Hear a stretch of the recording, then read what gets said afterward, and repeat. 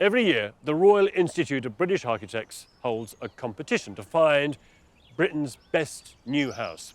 And after the success of last year's televised event, I'm giddily excited to say that House of the Year is back with even more of these exceptional homes. We'll be taking you behind normally closed doors. Oh, ow, too small that door. To see some of the most original and mind-boggling houses in the running for this competition, all of which have won the hearts and minds of the judges. A large, black, charcoal textured box. We'll be looking at the long list before we discover the shortlisted homes and then finally the winner of this great architectural prize. Beam me up, Scotty. It's very zen. And then, at the end of the series, we'll be finding out, here on Channel 4, which one of the homes is the RIBA House of the Year for 2016. These homes are truly remarkable. Each one is an example. We can take inspiration from all of them. So, come inside and have a good nosy around.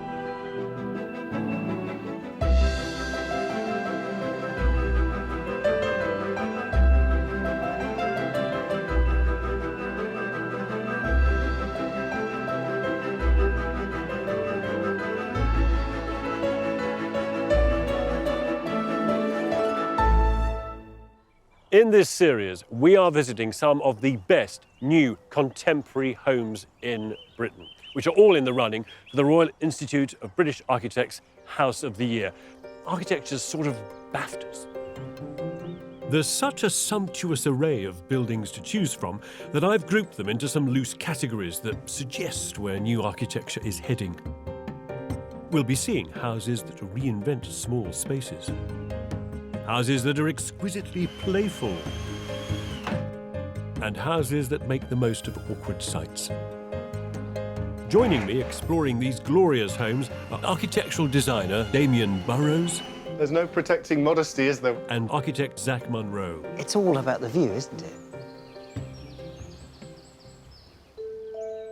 In this programme, we're looking at houses that dare to enjoy the luxury of being built in some of the most beautiful rural settings in the UK. The great architect, Frank Lloyd Wright, said that no house should ever be on a hill or on anything. It should be of the hill, belonging to it. Hill and house should live together and each be the happier for the other. A good building, after all, ought to enhance its setting. This first house doesn't just belong to the hill, it's become a part of it. Right on the border between England and Wales is the Forest of Dean. An ancient, beautiful, and relatively unmolested landscape.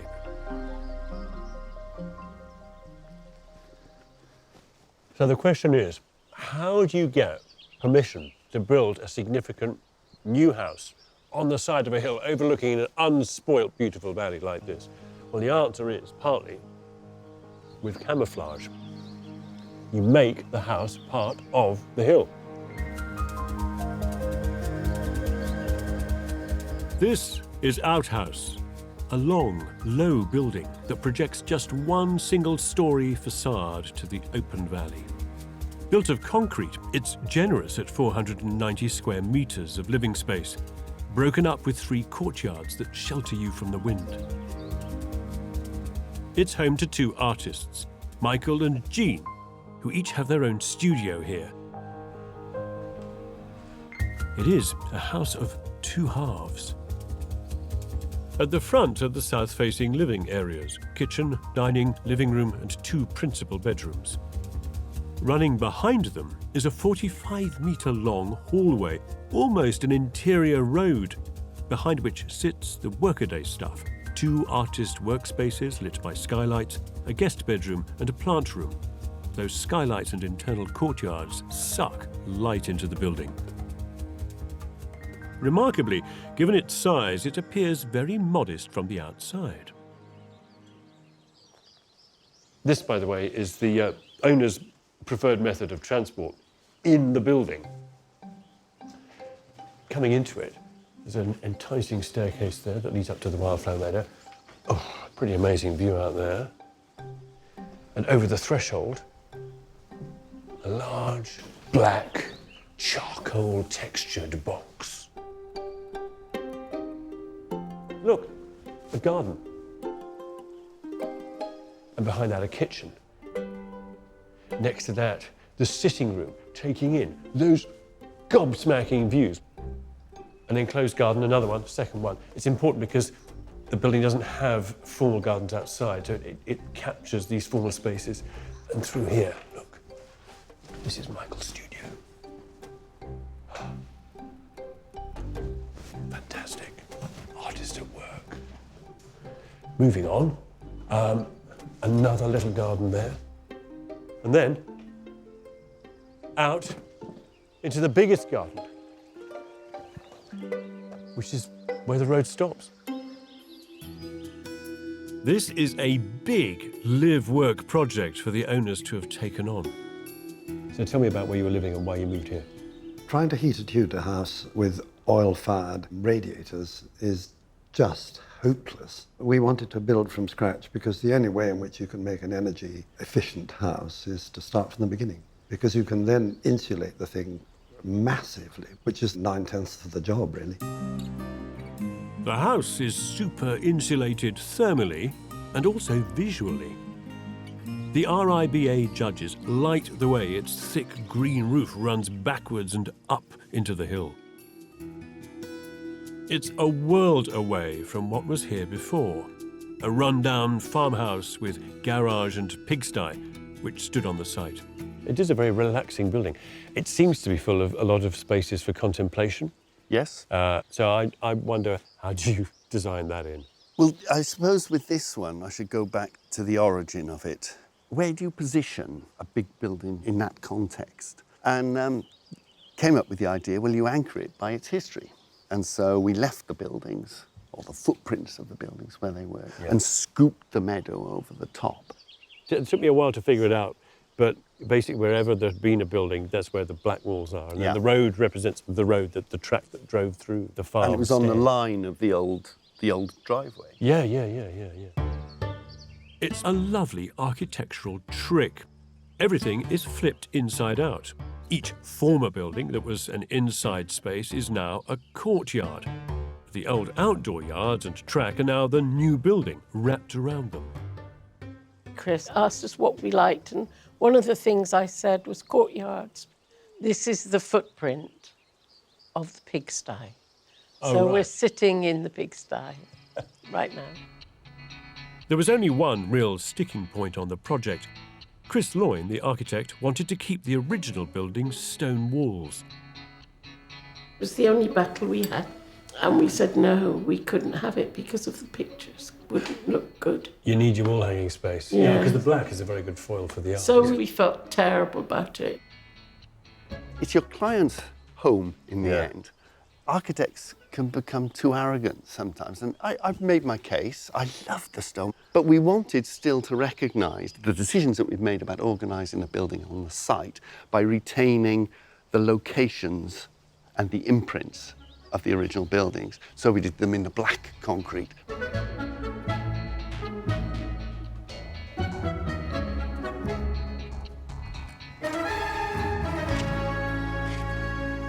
I can see straight into Jean's bedroom. And into Michael's bedroom. Scooting into the kitchen.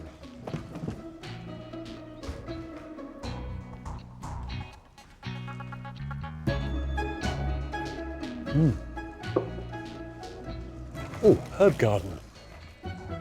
Oh, gravel. Oh, no, And of course, being artists, they have placed their own mark on the fabric of the building. Jean's art particularly, she does a Lots lot of work with with twigs and natural forms. And it's 50 or so metres long. Yeah. She did it. What? The whole lot? She's the artist. She pressed them in. Beautiful. This is an exquisite, poetic place that hums to the creativity of the architecture and the artist.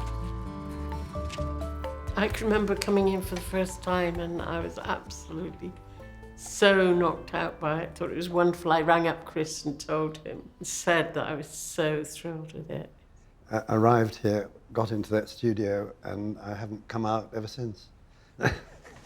It's been very exciting. And now I can feel very much at one with this space.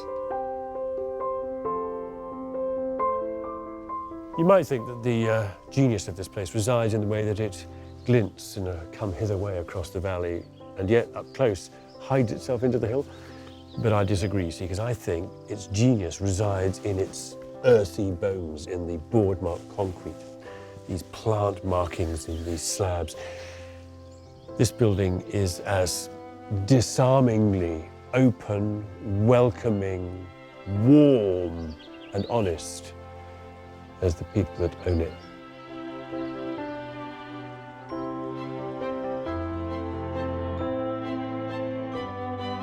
I hope Outhouse has whetted your appetite to see more of the many astonishing homes on this year's RIBA longlist for House of the Year. But what makes a winner?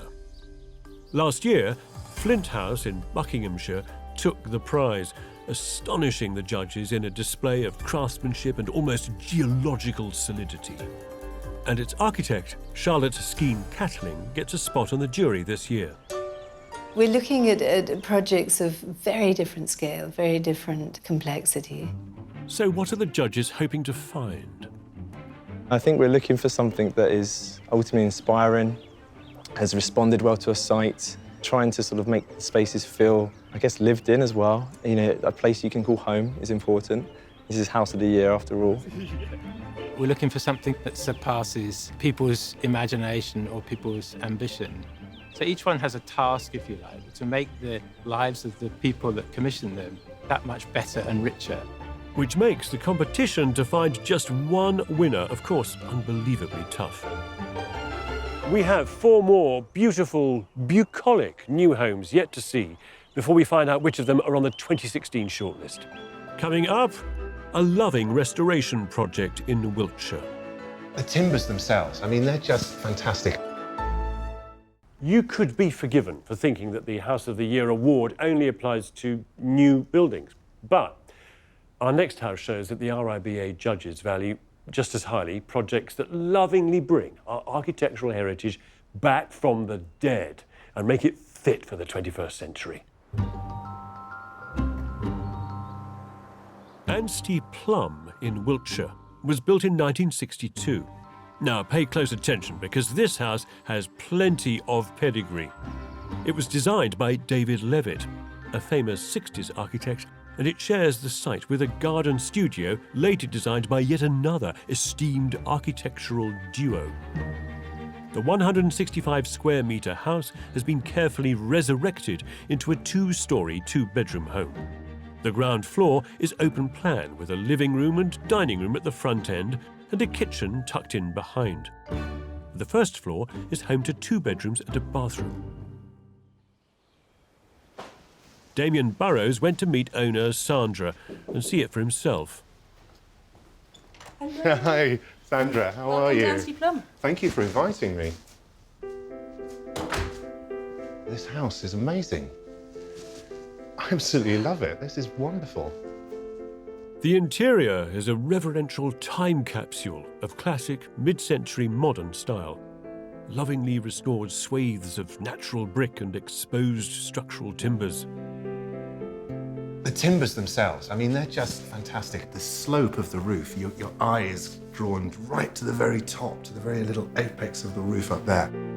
Although the house isn't listed, architects Sandra and her business partner Bev both wanted the renovation to stay doggedly faithful to David Levitt's original design. His interest was always in low-cost social housing, and he used this project for working through ideas. And I think the fact that it was built on such a low budget for £5,000 probably suited him perfectly, because it demanded that he approach it with a rigour in order to ensure that there was no excess. It's interesting how it's designed. It's based on the size of an 8x4 piece of ply, so that none was cut and none was wasted. The house is now a retreat for Sandra, husband Nico, and their 2 children, Anna and Eva. But when they bought it, it was in no real shape to live in. It was over 50 years old. Parts of it had reached the end of their useful life. Yes. And it had no heating. It was so cold. It always felt damp. And there was this moment after dinner, my husband went to the fridge and he opened the fridge to put something away. And it was warmer inside the fridge than out. And he sat there like this to try and warm up in front of the fridge. So while it had been loved and looked after, it was in a perilous state. And we understood that we had to intervene quite quickly in order to protect what we felt was a very valuable building. There was a lot of unpicking. It's like your favorite woolly jumper that's been moth-eaten, and you start to have to unravel bits of it before you can start knitting it back together. I think it's at points like this where you really get a sense of how everything was to an absolute minimum. I mean, these stairs are barely shoulder width. Arriving here in the main bedroom, you really do get a sense of just how close you are to the woodland outside. This is fantastic. I mean, I can just imagine it now, nice sunny day, sat here at your desk working away, and you've got a beautiful view of all of the dense woodland and the lovely wild flower beds. You've got all of your files and your paperwork here that you need, and it's all framed by this beautifully crafted piece of joinery that also doubles as your bedhead. That's fantastic. It's a really nice piece of design. So, Damion, this is the children's room. This platform was here originally, and then the rest of the joinery we added. And a lot of the reason for adding it was to conceal the pipework so that we could get heating into this room.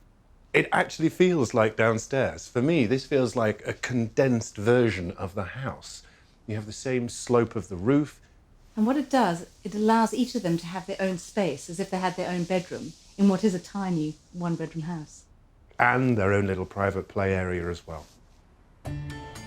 The whole rescue mission took 14 months. The floor had to be taken up, services underneath replaced, insulation and underfloor heating added before new concrete slabs could be relaid. The irony of this project is that it might never have happened if Sandra and her colleague Bev hadn't been out on an architectural tourist trip. It was the studio in the grounds that lured them here. It was designed in the 1970s by Peter and Alison Smithson, 2 of the most formidable British modernist architects of the mid-20th century. Their best-known work is probably Robin Hood Gardens in East London. But the studio is a different piece of work altogether, and it was in need of love. Oh. This is such a fantastically warm studio. I love this timber panelling that you've brought through from the main house. We had the original Smithson's drawings, and they showed that the whole place had been lined with plywood. I love the detail that you have around the windows here as well. Yeah, it's great. You get so much more light than you'd expect, actually, coming through these very narrow windows. It's almost like a sort of archer's slot, isn't it? And It a is. medieval embankment. Yeah, Peter Smithson called this Fort Rigby, and apparently the children used to shoot bows and arrows out through the windows. Passers by.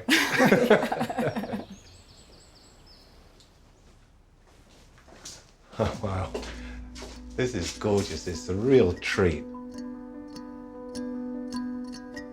The RIBA judges couldn't help but admire the way this place has been faithfully refreshed with such dedication. This really, truly is an amazing project. Would it not just have been easier to build a new house from scratch?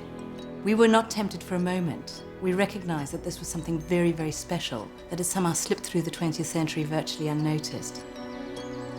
For us, it's such a magical place. Homes are dynamic things. They're constantly evolving. But I suppose one thing that I would like is that before I die, I'd like for it to be listed.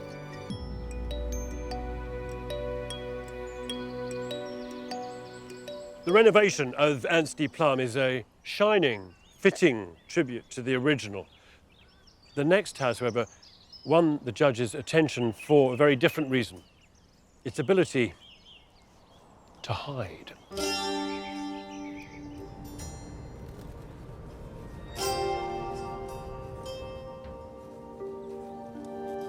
I'm in Angus in eastern Scotland, and it's a place that's not just rural, but it's agricultural.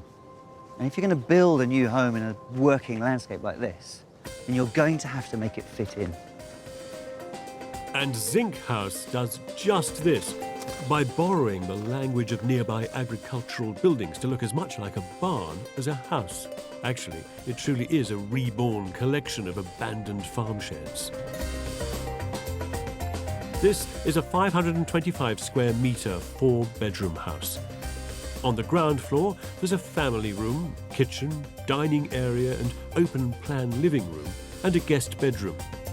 Upstairs, there's a master bedroom, study and 2 more bedrooms. And nestling close by is the garage with a home office above. The architect, Graham Sutton, was praised by the RIBA judges for tackling one of the questions of the moment. What should we be building in our rural landscapes?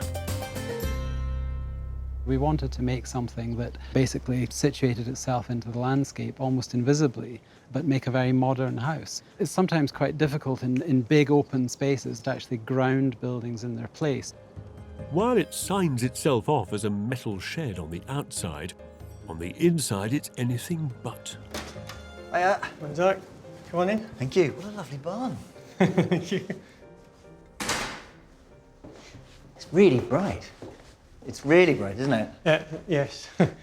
Even on a cloudy day. And a fantastic view. That's one of the reasons that attracted us to this site. We've lived in the area for a long time, and when the opportunity came up to look at building a house here, then we jumped at it.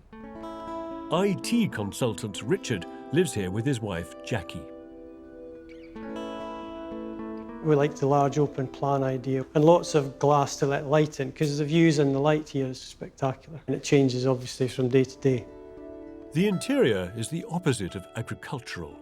Plain, sleek, and in no small way luxurious. If you're starting from scratch, you can do stuff like this, can't you? You can have a really clean cantilevered piece of kitchen. Yes. It's quite solid. Very solid, yeah. You'll be able to sit on there, no problem. Hey, it's quite odd to be able to sit on something that's sort of 2 metres hanging in the air. But actually really nice. It does free the space up. It works very well, because I think the kitchen's very important to us. We spend a lot of time in the kitchen. We both enjoy cooking. And we certainly spend a lot of time of the day just sitting in the kitchen. This could be a 21st century farm on the outside that contained a modernist villa within, with, here and there, some suitably modest spaces. The excitement of this place lies in its accomplished respect for both its occupant and its setting. It nurtures people and resonates with its place. And with such a pressing need for more rural homes, it shows how we might build housing schemes in the countryside. I mean, I see this as a sort of prototype, actually, for housing in the landscape. I think that's important. We've now seen 3 of the 5 houses that have made it onto the long list. 2 more strong but very different contenders to go before we discover which are the chosen few. Coming up, California dreaming in Cornwall. Having that volume above you, it really does frame this incredible widescreen view. For centuries, the great architects of Western civilization have pursued the ideal of the perfect villa. Both Vitruvius 2,000 years ago and Palladio in the 16th century defined it as the rural home of the gentleman and lady, a home offering respite from the city and civilized, leisurely, contemplative refreshment. We'd recognise that as a boho house rural hotel spa masquerading as a farm, of course. Anyway, in the 20th century, Le Corbusier set the modern benchmark in terms of light, shadow, space, and our next house in Cornwall brings the idea into the 21st century, reimagining the villa as a contemporary Californian home. Perched right on an estuary is a house that seems to defy gravity. The RIBA judges loved the mysterious and dramatic entrance. Zach went to investigate. The 282 square metre 4-bedroomed house is laid out in an L shape over 2 floors to capture the best of the views. Upstairs, on one side of the double-height entrance, are the main living room, dining area and kitchen. In the other wing, there's a master bedroom, a guest bedroom and a study. Downstairs are 2 more bedrooms, another study and a family room. But the most audacious thing here is the house's 11.5-metre long cantilever, which juts right over the vertiginous site. It belongs to Helen and Paul, who swapped a hectic London life for a slice of Cornish living. What a house. Oh, wow. Come on in. Thank you. Oh, gosh. Wow. That's one hell of an entrance.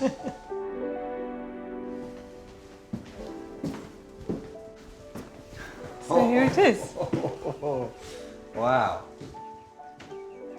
Wow, that's quite unbelievable. What an incredible view. Is this what it was all about? It was a big part of it. It was a change in lifestyle, and it was all about getting the maximum view. And what the architect's done is really extend it hugely. So we've now got a view from pretty much every single room in the house. We were both working flat out in London and just decided that, you know, enough was enough. We wanted more of an outdoor life and to have much more link to the natural environment and the views and the life that you can have with it. They live here with their teenage daughter, Holly. Removing the site's previous house was first on their to-do list. Holly helped get the demolition ball rolling. With the site cleared, over the next 15 months, 12 tons of steel and timber were carefully crafted together to build the frame. But this temple of glass and brick isn't the first of its kind alongside the estuary. Just below is Creek Veen, one of the most famous modernist houses in the UK, built in 1966 by a very young Richard Rogers and Norman Foster. The house is dramatically divided into 2 pavilions, with the entrance between. It was built from just blockwork and glass. It was way ahead of its time. A tough act to follow for architect John Pardee. I was intimidated because Creek Veen is right below it. And that is one of the great houses in the UK. So I thought, oh crikey, I want to be compared to that. It was very angular, very simple, very beautifully detailed. That's inspiring for any architect. Any great house transcends its time. It has a touch of timelessness. So I wanted to kind of pay respect to it, no way copy it, although the plan pays some homage to the fact it's 2 wings, you enter in the middle. The site also inspired John to draw from America's iconic case study houses. These were 36 prototype homes built between 1945 and 66 to show how new housing could be cheaply constructed during the post-war building boom. This historic experiment was concentrated around Los Angeles and redefined yet again the modernist villa. Most of the case study houses were steel framed. Very thin steel frame will give you a lot of bang for your buck. You can do crazy things, big spans, glass walls, rather than one thing sitting on the other. And then a little later on, I realized if you could just stick this house out a bit, you'd be up in the air and it'd be amazing. And by placing that wing out, it faced due south. So it looks straight down the estuary, 7 miles. Can't beat that. That's my California moment, if you want one. But California is not Cornwall, where coastal storms can pack a real punch. We've had 85-mile-an-hour winds full force onto the glass. Against this face Yeah, here. and you see the glass move in that kind of wind. So the doors themselves, the sliding doors, are strengthened with steel bars to cope with that kind of wind loading. And then there's this as well. Was that to do with holding the thing up? Yeah, that's a support for the cantilever, so there's a similar one underneath which anchors it to the ground. The original design didn't have those in, but actually we're now quite happy that they're there. We're living here in winter, which we hadn't done before. In addition to the columns, the cantilever has a main anchor, the massive chimney stack that rises right out of the ground. This is actually structural, so it goes the whole way through the building. It's marvellous in the winter. A glass of red wine in front of the log fire, can't beat it. It's fantastic. The level of finish is clean and sharp everywhere. It's quite a pleasure to actually cook, you know, and look out at the sea. When you come up the drive, it's fantastic. You know, you see the sea, but then if somebody's in the kitchen, you see them doing what they're doing and the movement in the room, and it's just really delightful. And there are lots of mini cantilevers carefully placed through the building.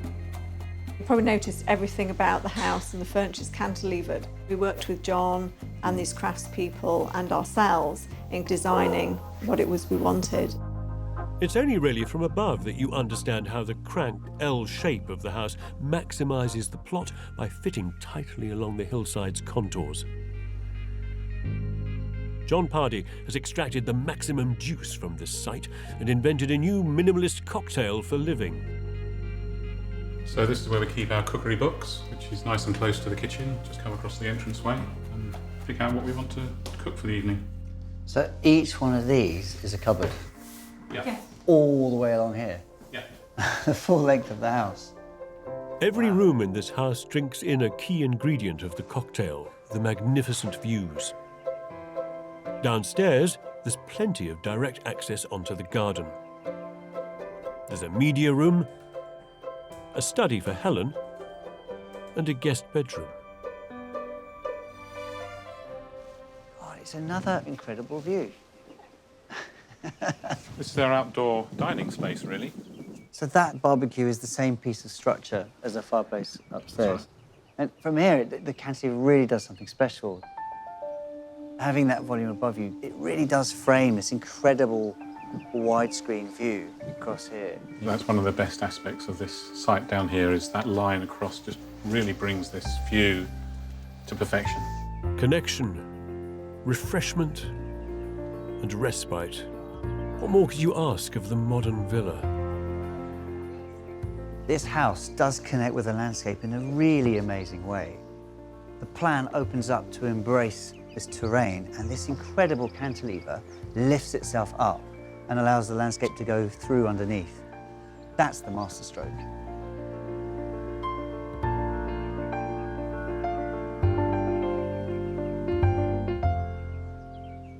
We've now seen 4 of the 5 houses in this programme. One more to go before we discover which of them has made it onto the shortlist. And I can tell you, the last one comes out fighting. This is Jersey, an island that had to defend itself against both extreme weather and hostile invasions. When we build in our landscape, we forget that actually much of where we live is also seascape. We are a maritime nation, and we have also developed a language of architecture that reflects that, from Art Deco white hotels to kiss-me-quick seaside cottages. Thing is, though, the architecture that lasts is the architecture that can resist everything that the Atlantic can throw at us. I mean, the best buildings, really, are made from the materials, time-honoured ones, from which things like Martello towers and docks and lighthouses and ships were constructed. Steel, concrete, granite, and those are the materials from which you can build a fortress. And this house is a fortress and a 3-storey family home. It's covered in tough Core 10 steel, set behind granite walls, and its roof is low to resist incoming storms. This 472 square metre house is arranged as 2 separate wings, opening out from a central spine. In one wing sits the first floor kitchen, dining room, snug and living room. In the other wing, there's the master bedroom, dressing room and bathroom. Downstairs are 3 more bedrooms and a media room and sauna for good measure. The main staircase is the hinge right in the middle of the 2 wings. And right at the top in the lookout are a guest bedroom and a study.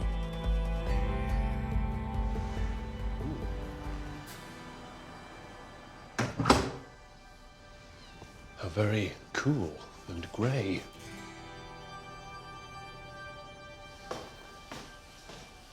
Oh, wow! Good grief. How exciting. Beam me up, Scotty. Well, actually, no, not really, because this is too good. This is too intriguing, this place. The first thing you notice is that it's actually quite hard to get a good view of the sea. partly because of the building's hunkered low roof. I can't even see the horizon. Not even when I bend down. I have to step down from the kitchen into the dining area and then step down again. In a conventional open plan building, this would all be on one level. It would all be open. You'd have no dividing walls. And you'd have large expanses of glass. Here, the windows are low. They kind of demand that you get down. So there's a funny thing going on that these windows only work properly in terms of delivering a view when you sit down. Now, all of them work, that you can see sky in all of them. This is a house for sitting down in. I call that a treat, really. The design is practical too. The roof's overhang protects many of the windows. Whereas on this side, the windows deliver a very different kind of relationship with the outdoors. Oh, listen. I mean, not to the roller bearings, but to the sea. See, when people talk about letting the outside in and the inside out, this is what they mean. It's about the full sensory experience of architecture. You can smell the salt, you can feel the breeze, you can hear the waves. Building your stronghold is one thing, but architect Anthony Hudson had to make sure it also had everything to offer as a family home.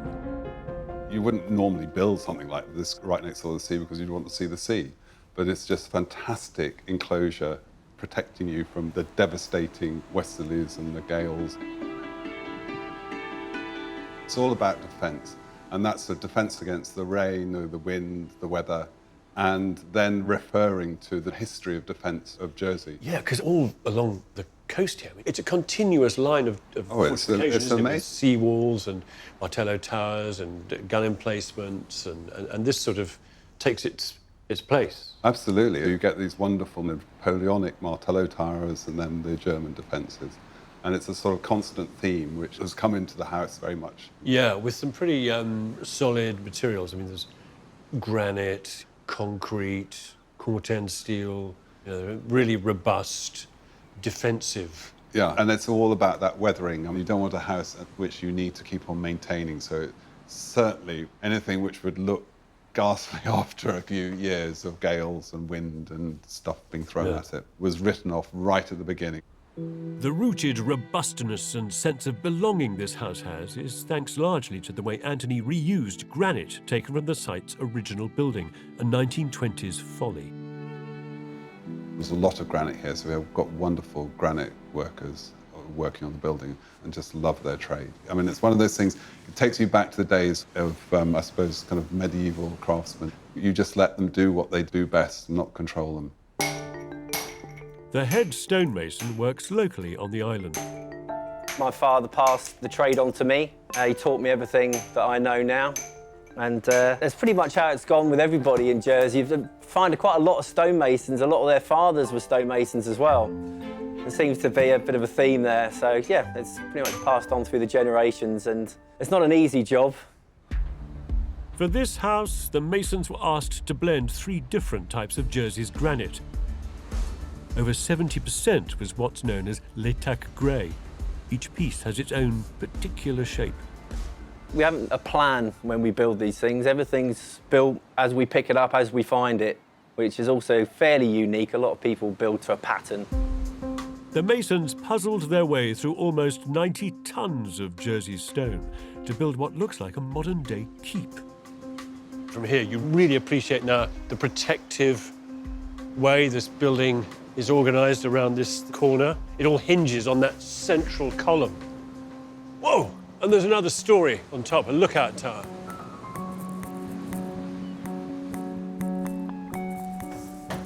Oh, what a fantastic medieval cast concrete staircase. Study with a view, of course, that you only get to see properly when you sit down. How brilliant is that? That is, in a way, the money shot. And sharing this defensive crow's nest is a guest bedroom. This is like having a sort of Martello tower buried within the walls of the building. And I'm guessing, yes, of course, that you get this fantastic view of the horizon not from just sitting in a chair, but also from lying in bed. On stormy days, you can always seek refuge below, thanks to a helical masterpiece. So down the very compelling core 10 steel staircase to what looks like the hinge for the building. The brickwork here is stepped to reflect the angle at which this wing is set to that wing. It's more than 90 degrees. It almost looks as though if you put your back against here, you could kind of, squeeze and the wall would close, just like in a Harry Potter film. But of course, that's not the case, is it really? Sauna. While this may resemble a Napoleonic Coast Guard station outside, indoors it is full of lovely private family spaces and comfy bolt holes. Ooh, how lovely and spacious. This house is powerful, a worthy addition to the German fortifications and Martello towers on this coast. But within the embrace of its walls, it is all glamour. The RIBA judges praised the quality of the design and the architect's sensitive use of materials. Your idea of the perfect modern home may be that of a white, perfect, crystalline box, minimally furnished and lined with glass partitions. Whereas this place has been delivered to an entirely different agenda, and its crusty, dark, protective, fortress-like skin actually belies a different kind of architecture inside it. It may look like some kind of military installation, but it is proper humane architecture.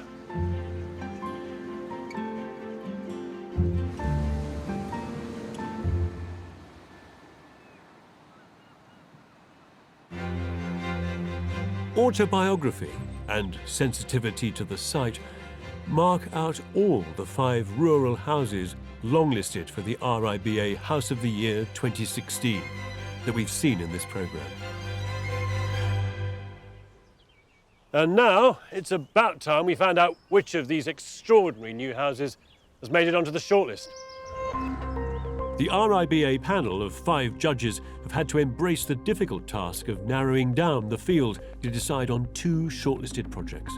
Meredith, this is a magnificent plywood model, and I'm guessing it's of one of the shortlisted houses.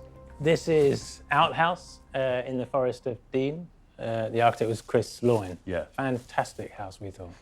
What was special about it for you? I think the main reason why it was lifted to the shortlist is just the strength of its idea. You know, this is a big, bold house. It's a big idea, you know, running the contour road right through the middle of the house, one half buried into the hill with light from above, the other side taking advantage of those views. It's a fantastically strong idea, and yet it's quite a subtle, discreet house. It's almost, I think, like a house as a city. You know, it's got different parts to it. It's got a working area, it's got a street down the middle. I mean, fantastic idea which creates these surprising spaces. We're on the short list. Hooray! Very nice, very nice. Wonderful. And I'm mostly thrilled for the people who have designed it and built it. And it's just been a wonderful experience. So, Chris Loyne's outhouse is the first to make the grade, and the head judge has a second to announce. So Meredith, tell me about the next house that you shortlisted. So this one is the wonderfully named Anstey Plum in Wiltshire. So why did you shortlist it? Well, I think this is an era which we're beginning to realise there's a lot to treasure. And this is a very intelligent refurbishment and stripping it back, actually, to what the original house and the subsequent studio was all about. So this is for a sort of imaginative reinterpretation and sort of revitalisation of the old building. It is, but also in some ways I think it's a celebration of restraint. You know, this is not a big grand project. In fact, it was taking away as much as it was putting in, and it's suggesting that to make a house that is for today, to live in, needn't be much different to a house from 50 or 60 years ago. We don't need lots of grand bathrooms. We don't need much more than the simple house it originally was. So they're taking it back, making it the simple original house and saying that's enough. That is fantastic. I think it's fantastic fantastic that this house is recognised because obviously we're standing on the shoulders of giants. And so for this precious little thing that so many people have loved so dearly and worked so hard towards, it's very, very special. Anstey Plum and Outhouse are the first of our houses to make it onto this year's shortlist. And over the series, we will continue to root out the most inspiring new homes in the country. Now, you might say that all these expensive boxes and even more expensive locations populated by expensive furniture are irrelevant. We can dream of such perfect states of existence, but actually these buildings have no real bearing on our lives, which is wrong, because every good modern flat, every properly designed, developer-built contemporary home borrows from ideas honed, perfected and polished in houses in this competition. We need exemplars in our world. Without wildly expensive restaurants, for example, there is no Taste the Difference Wiltshire ham. What you see in these houses today influences the design of your home tomorrow.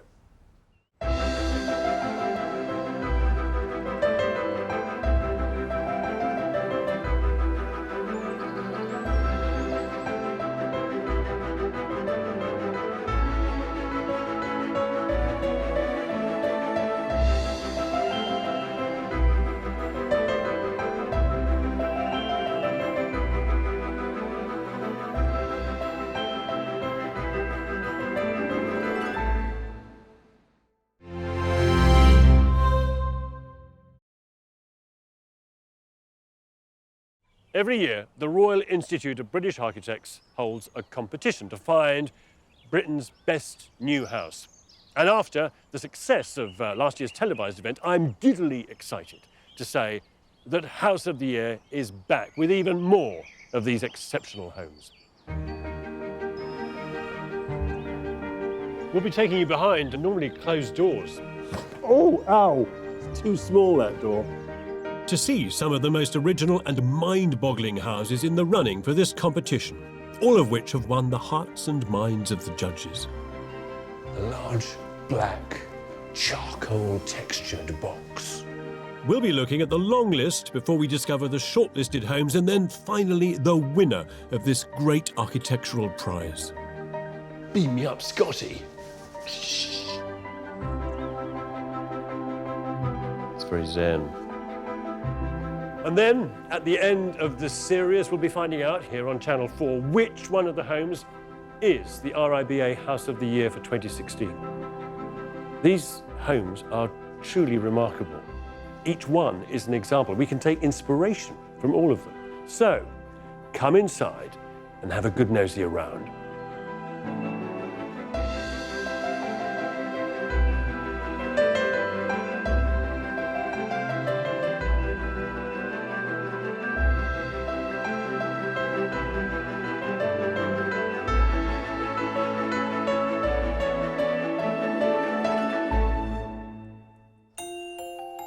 Throughout this series, I'll be exploring houses that I've grouped into some loose categories to show where new architecture is heading. We'll be seeing houses that are small but exquisitely beautiful. It's so satisfying, isn't it? And houses that make the most of a challenging site. There is a view of a house. There is a view of a house. Just see it. Yeah. Yeah. Clever. Joining me to investigate them are architectural designer Damion Burrows. There's no protecting modesty, is there? And architect Zach Monro. Wow, that's quite unbelievable. What an incredible view. This episode looks at houses that are architectural testbeds, houses that push the boundaries, inventing solutions for living with flair and creativity. What we should never underestimate is the degree to which any new idea is a risk. Any new design that's worth its salt has never existed before. Any new house is experimental. It's its own prototype. And when the architect designs a house for him or herself, they redefine themselves as uber-design guinea pigs. As land becomes less available in our cities, architects are increasingly being challenged to experiment with new ways of reclaiming previously inaccessible sites. Now, looking at these very, very densely packed streets in South London, I mean, they're typical of any city, of course, you wouldn't think it possible that you could cram in any more housing. But there is always somewhere, usually around the back.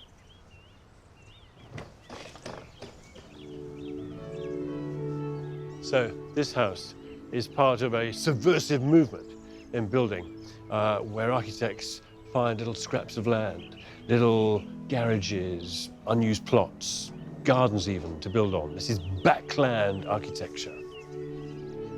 This house made the RIBA House of the Year long list as an almost military covert operation in architecture.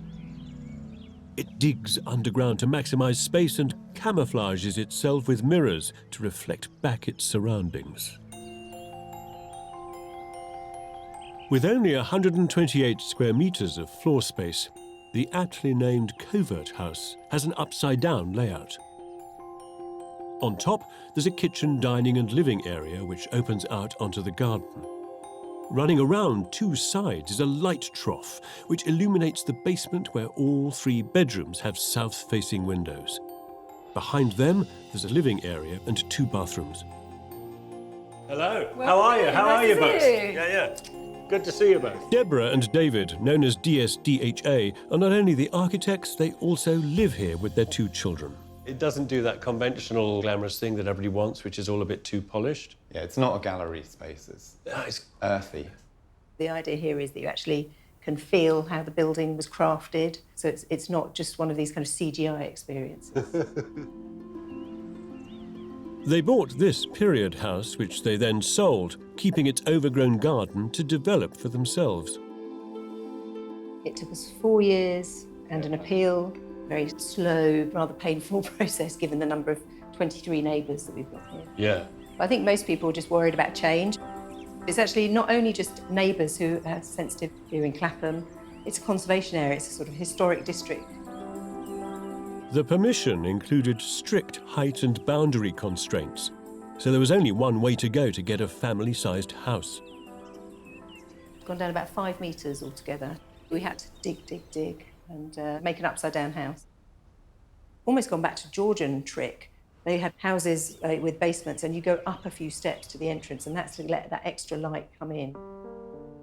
In such a small house, space and storage both have to double up.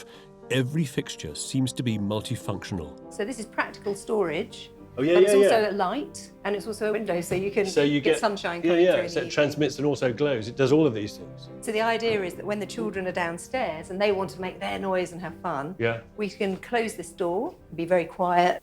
Well, I like that sucking noise it makes. This is not catalogue stuff. This is... No, this is made in Peckham by our fantastic metal workers. Love it.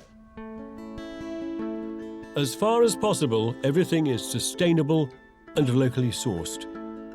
The wood lining the walls of this bathroom is sycamore felled in the old, overgrown garden. Even marital harmony was taken into account in the design process. As architects, we always try and minimise the number of materials we use, don't we? So that life comes to the fore, kind of architecture goes to the background. So we minimised it here to just concrete, white and glass. Yeah, I mean, obviously that's going to reduce arguments, isn't it? If you've made already a set of rules, you can't deviate too far from that with anything. Come on down. Very elegant, very elegant. It's like a Georgian staircase, this. It all winds at the last minute. And with a beautiful handrail too. Unlike the average staircase, it's hugely glazed to illuminate down here. We didn't want it to feel like you were going into a basement. It's more into a lower living space. Yeah. And we designed it as well that when you sit on the sofa, you can see nature from at least 3 angles and sky, so that you're always visually connected with the garden. All I can see is trees. It's beautiful.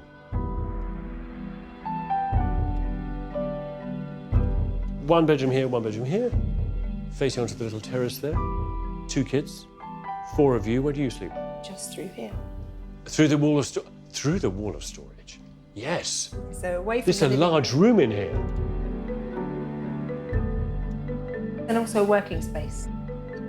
So this goes out underneath the terrace to bring the extra roof light down. Ah.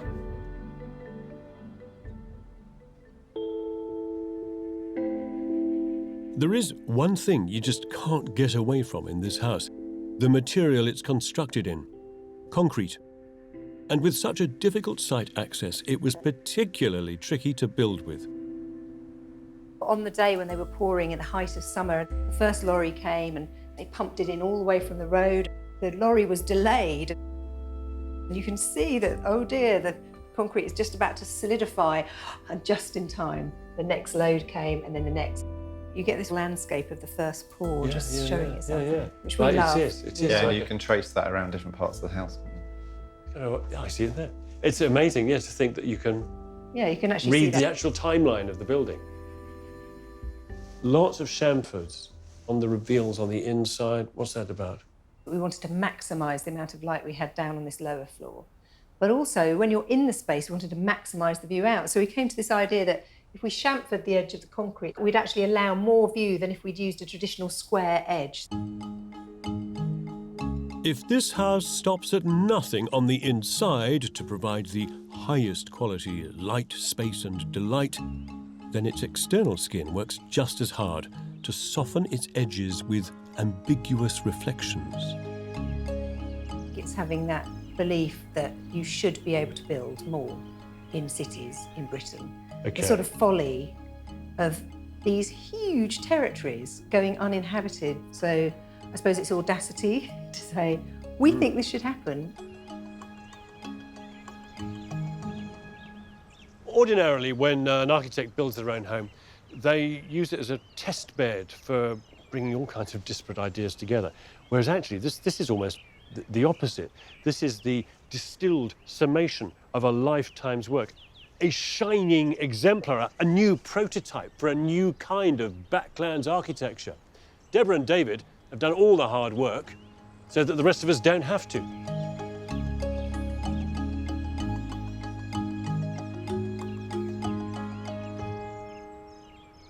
The next of our 5 experimental houses is, well, straight out of Wallace and Gromit. That's going to wake you up in the morning. So a friend of mine, an architect, says to all his clients, I'm going to make one mistake on this project and you're going to pay for it, which sounds objectionable, doesn't it?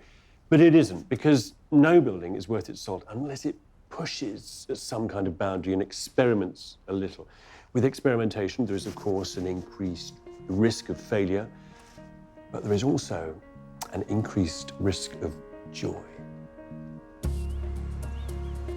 Our next house is one of the most surprising in this year's competition, not least because it's been built in the heart of one of the architectural treasures of the UK, the historic centre of Edinburgh. Damion Burrows went to have a look. Edinburgh's New Town has the largest concentration of Georgian architecture anywhere in Europe, which means it's the last place I'd expect to find a piece of dynamic, contemporary architecture. But that is exactly what I've come to see.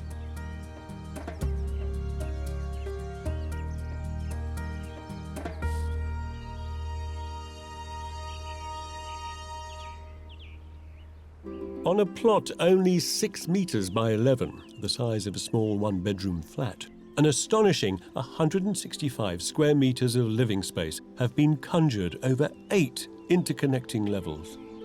In the basement, there's a utility room and the first of 3 bedrooms, with a second bedroom on the ground floor alongside the garage. The study is just above street level at the back. And then on the first floor, there are interlocking levels of living, dining and kitchen areas with a garden terrace alongside. And at the very top is the master bedroom.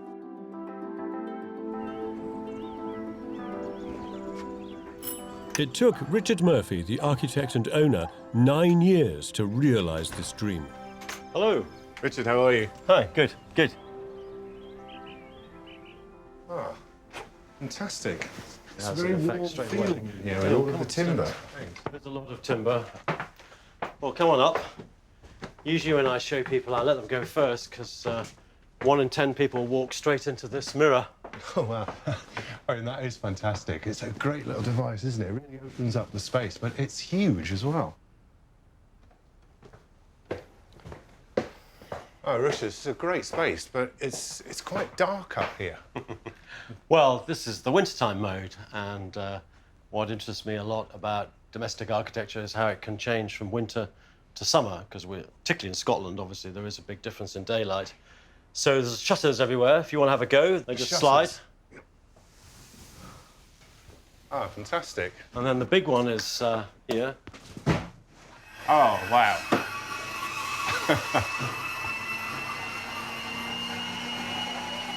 That's a game changer, isn't it, when that opens? All of a sudden, you've gone from that space that was a little bit dark to one of the most open houses I think I've stepped into. And there's more. All the major windows have insulated shutters that slide or pivot, allowing the glass to generate heat when open, but keeping the house warm and cosy when closed. Great. Voila. That's a really lovely space. The RIBA judges were most impressed by just how much Richard squeezed into such a small plot. 3 bedrooms, bathrooms, an office, garage, utility, and even a delightful outdoor terrace. All that, as well as the shutters, sliding doors, and glazing, makes for a house that's extremely complex. There must have been easier ways to do this. Why did you go to so much trouble? Curtains, which I've never liked anyway, are not really very solid, and you want to have a real cocoon in the wintertime, and that's what's achieved by all these mechanisms of things moving. And also, it's a piece of fun as well. Yeah, absolutely. Outside, the tiny courtyard is a tribute to Richard's hero, Italian architect Carlo Scarpa, who designed this garden in Venice. Richard has reproduced a miniature version on his little terrace here in Edinburgh. I virtually live there in the summer. I love it. And it makes all the difference to the house. Over the years, Richard has had the opportunity to develop his ideas on previous small-scale projects. But it's clear that in this quirky project, he's pulled out all the stops. Has this been the opportunity to bring all of that experimentation together? Absolutely. I mean, yeah, you do experiment on yourself, a bit like a sort of scientist of the 19th century, I suppose. There are some things you would do for yourself which you wouldn't dare do for a client, you know, just in case they went wrong, I suppose. But here, at the heart of his home, is an idea that would work in any open-plan design. If you have a sort of typical living room, dining room, kitchen, the problem is if you've got people for dinner or something, you end up looking at the sort of detritus of the chaos of cooking, certainly in my case. I will show you what I mean by going up to the kitchen. You stay where you are. This is quite a nice sort of commander position here, I think, actually. But you're absolutely right. I can't see what your hands are doing at all. No. Or the mess. Even the bookcase forms a carefully designed piece in this complex puzzle box of a house. And this links to the openings in the stonework on the outside, on the corner of the building? Yeah. The exterior, with those clever little gaps to allow light through the bookcase, is clad in ashlar stone, a clear reference to the Georgian buildings alongside. The dramatic stepped roof, like an armadillo's back, was designed to respect the neighbouring flat's right to light, but it's also perfectly orientated for 8 solar panels. The house has excellent green credentials, with a ground source heat pump and rock heat store, electronic ventilation and rainwater harvesting systems. Right at the top of the house is the master bedroom, home to all kinds of gizmos. What happens is when I wake up in the morning, this is what happens. So That's going to wake you up in the morning, though, isn't it? Yeah, it's a little bit noisy, but I quite often lie in bed with the thing open and look at the stars. But there's also lots of other eccentric parts to this particular room. More? Oh, yes, there's more, there's more. I wanted a disappearing corner, but I didn't want a window here. I thought it'd be quite fun to have a piece of wall which opens up, and then this one pivots like that. Comes all the way around. Through 90 degrees. So the whole corner of the entire house just moves away. Yep. It's decadent and it's luxurious, but it feels fantastic. It's great having a little bench here to be able to sit and enjoy it. The bench is not a bench, because what is also on display here is a bath. So you can fall out of bed on a Saturday morning into the bath. Into the bath. Have an alfresco bath. May I step in? If you wish to, yes. There's no protecting modesty, is there, when you? Well, I've learned the lesson. You here. need to close the shutters first. You do. Before you get out of the bath. But when you are down here, you can just see the tops of the chimneys and the roofs. It's very calming. Yeah, exactly. This house has been a 9-year odyssey, a quest to raise finance and then gain planning permission. It started when Richard was approached to design a yoga studio on this overgrown plot. Instead, he bought it himself, realising that the ugly, unfinished wall at the end of the neighbouring terrace was never meant to be exposed. There was an opportunity to properly bookend the street with something highly personal. But back in July 2012, when work on the house started, it didn't go down at all well with the neighbours. People were horrified. It was described as everything from public toilets to garage. But then, as it started to evolve, people started to see where the benefits were in rescuing what was a disused plot and making something beautiful on it. And their new neighbour is about as gregarious as they come. Every time you go out, Richard is there sort of saying, come and join me in the house. It's just always full of people. It really, really is an open door, which is lovely because it's like he's sharing his house with the community. Around every corner and up every stair, there is a new surprise in this beautiful, complex treasure chest of a house. I wrote a piece that this house was a quarter Scarpa, a quarter Soane, a quarter energy house, and referring to all the crazy moving shutters and slightly mad mechanical devices, a quarter Wallace and Gromit. This learned hybrid house is an ingenious and playful nest constructed in the heart of Edinburgh by a wise old owl. What makes this house so special is the way in which it borrows from its historical context, whilst unashamedly remaining modern. It conjures up light and space from its small site, and it does it with an absolute sense of fun and adventure.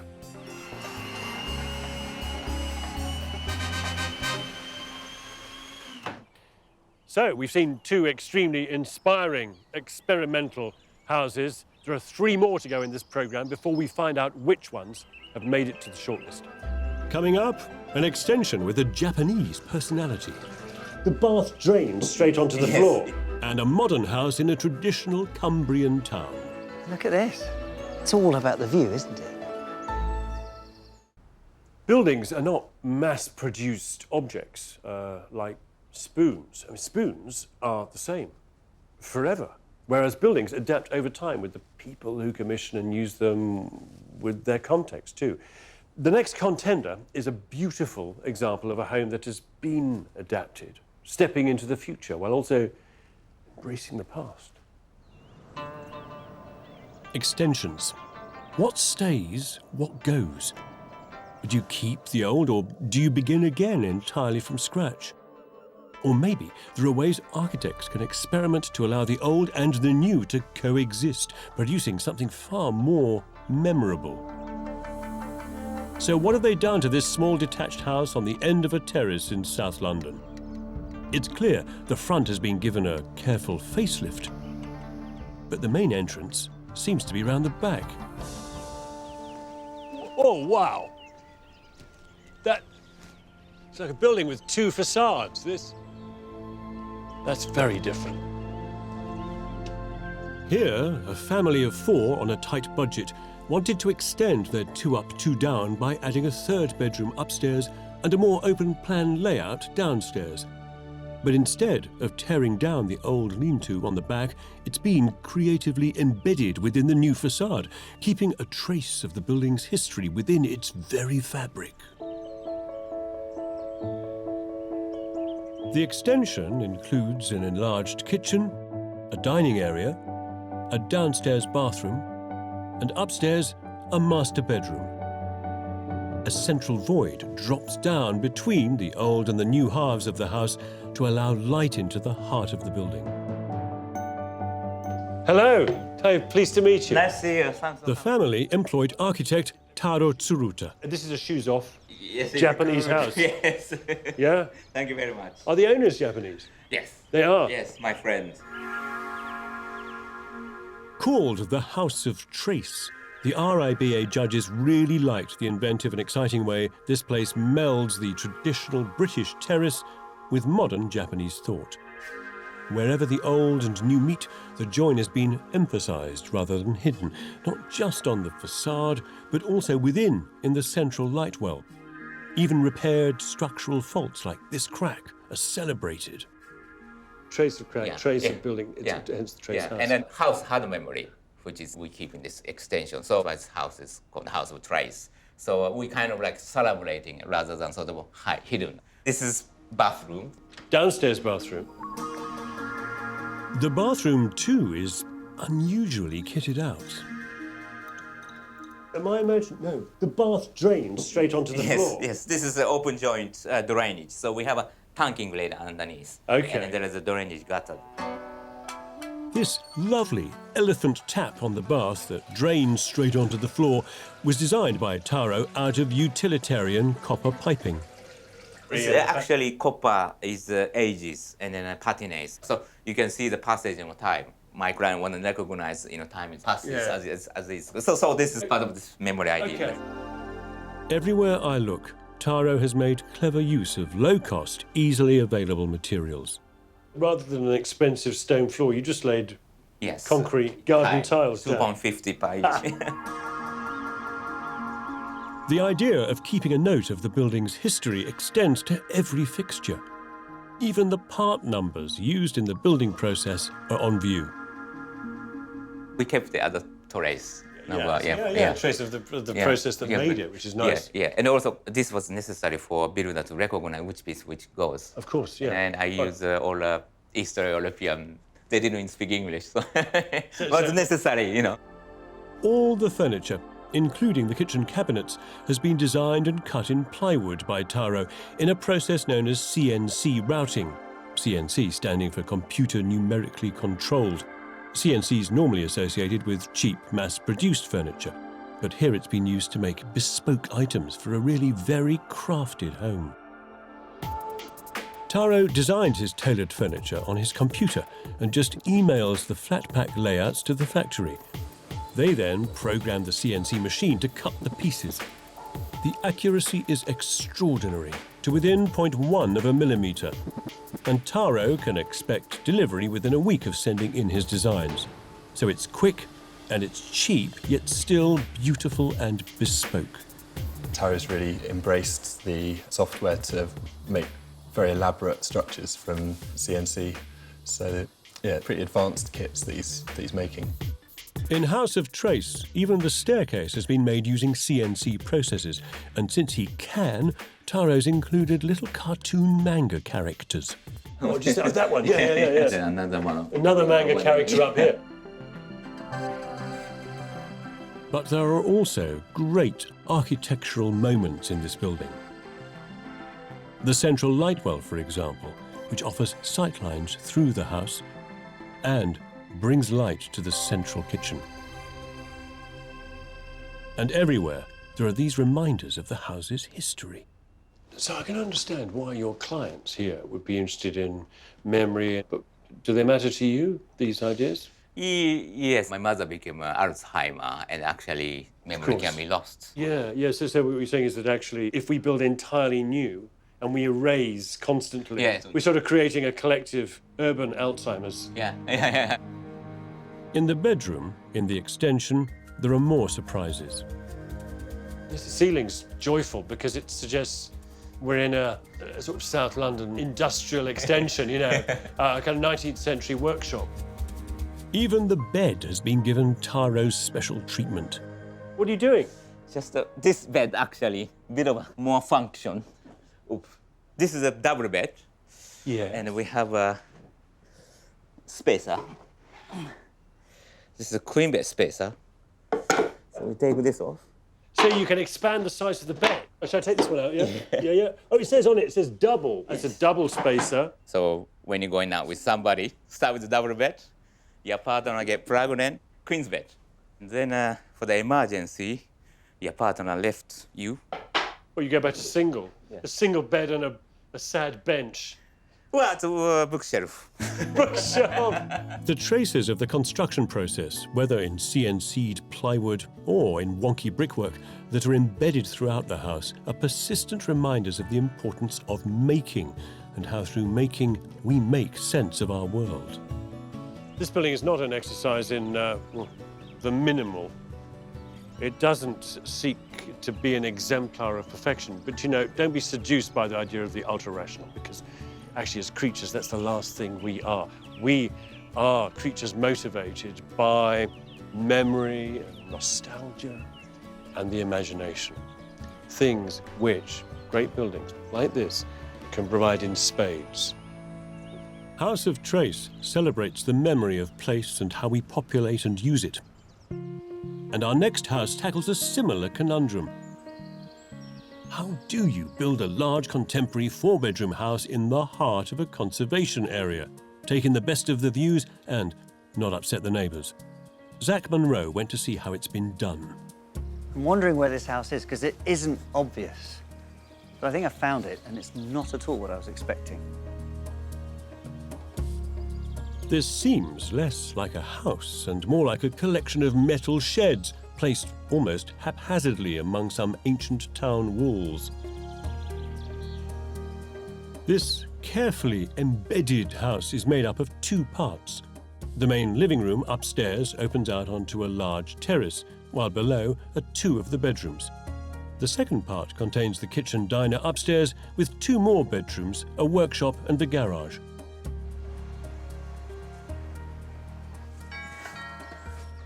Hiya. Good morning, Zach. Sue. Welcome. Thank you. Sue and David commissioned this as a home to retire to.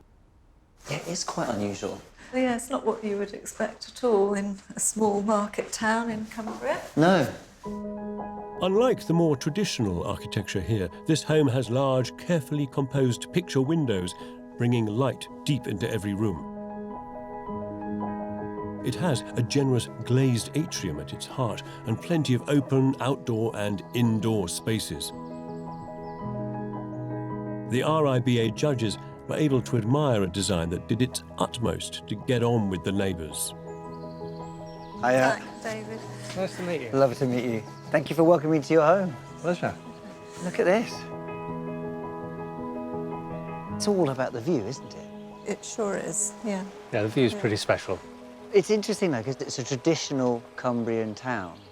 You know, we're in a conservation area. Yet you chose to come here knowing that you wanted to do something like this. Yeah.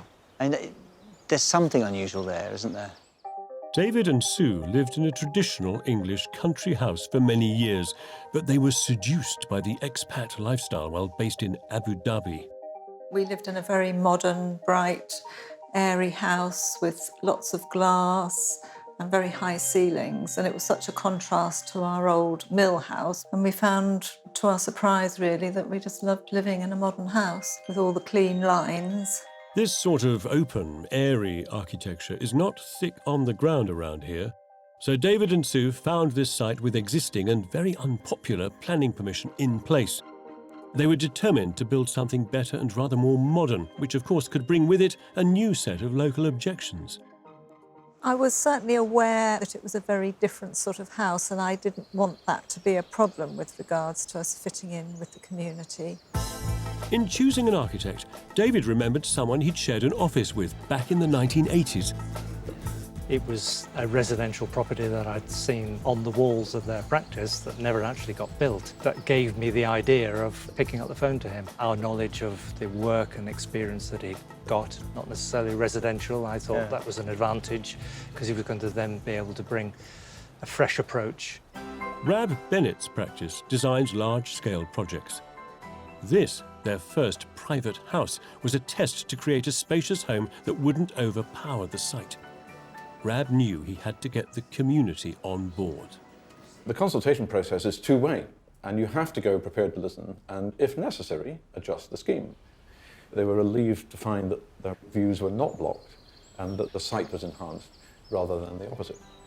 I've always thought if you could start on the basis of using old materials in a modern way, it's got a chance of bedding in with its surroundings, and it could still look like a contemporary building in the 21st century without compromise. I think we've done that. One of David and Sue's neighbours seems to be enjoying her new view. When I look through either the hall window or the bathroom window, you can see very nice gardens, and it's a real pleasure. Now it's very neat and tidy, and I'm afraid I like tidy things. So it's very good, I think, especially having this stone. Getting new architecture to fit a conservation area is not easy.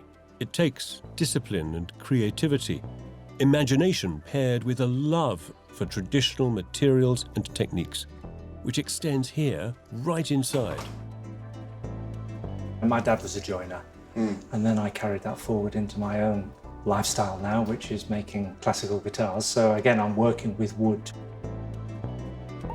David's delight in fine craftsmanship is evident in every detail of their new home. We could have had normal doors here, but it just wouldn't have given the quality feel that these doors lost into the panels achieve. Putting the pivots in the right position such that the doors not only meet in the middle, but also provide continuity of the panel in the right line. And if you open it up again and watch this corner up here, that follows the same line as this line here. It's a very easy place in which to live. Very easy. And that's probably a real success of the architect. I'm sure he's very proud, because that's exactly why you do things. Why you bother designing every detail, why this joinery is so important, is everything makes it better.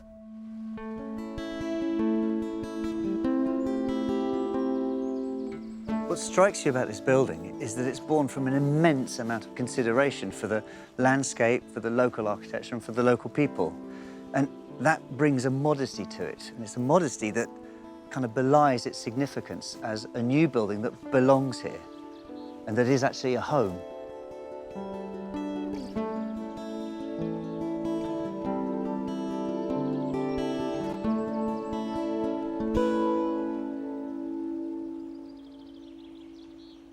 Just one more house to go before we find out which of them has made it onto the shortlist. And the next contender is a showcase for both beauty and sustainability. Our final experimental house takes us to a town in the heart of the Chiltern Hills, Amersham. 30 miles northwest of London, Amersham was outraged in 1931 by one of the first British modernist houses, high and over, built here in the heart of Metroland. The conservationist and poet Sir John Betjeman, no less, described it as scandalising all Buckinghamshire. Now, another new house is making waves. This place has impeccable green credentials. Not that it wears any of them on its sleeve.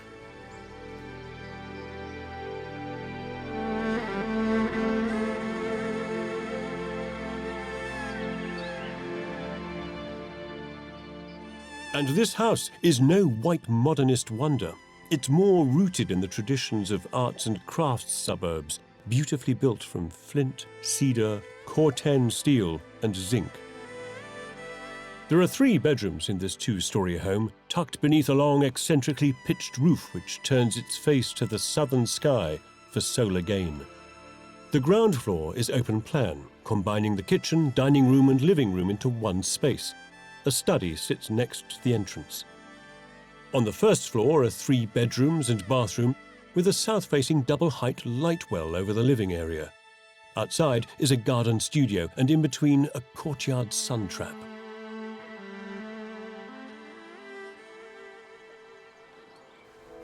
The architect, Heinz Richardson, built this house for himself and his family near where he grew up. Heinz, hello. Hello. Welcome. How are you? I'm really well, thank you. Much the better for being here, thank you. wow, it's a kind of, it plays a bit of a game, this building, because outside it's quite suburban. And you come in and this is kind of like, it's almost like a gallery. It gets a long view out to the wildflower meadow. It's neat. This is wonderful because the meadow is a bit like an impressionist painting, but we wanted something that was much wilder, much more organic, and somewhere for our bees. As well as the bees, this house is a quiet country retreat for Heinz, his wife, and occasionally their 2 grown-up children. The RIBA jury loved this house for its clever use of simple, sustainable design principles, the inspiring series of spaces, and the superb management of light. Along here, you've got glass, nets, overhang, sliding screens, lots of ways of controlling the light into the building. The whole of that glass facade, it's a connection between inside and outside in the garden, but it's also something that can give you openness or privacy. And it's no accident that the largest windows face south. So the sun in the winter will come into this space and warm it. Yeah. But because of the overhang of the roof in summer, it cuts out the sun, so we're excluding heat gain. And if it does get too hot, there's a series of vents above the living room that can let the heat out. And there's more. This house is packed with green tech. A preheating ground air duct, rainwater harvesting, and automatic ventilation. But then Heinz has been a pioneer in sustainable design. In 2000, we built a house for the future. The project attempted to imagine the standard of housing in the year 2050. It was fitted with pioneering sustainable technology.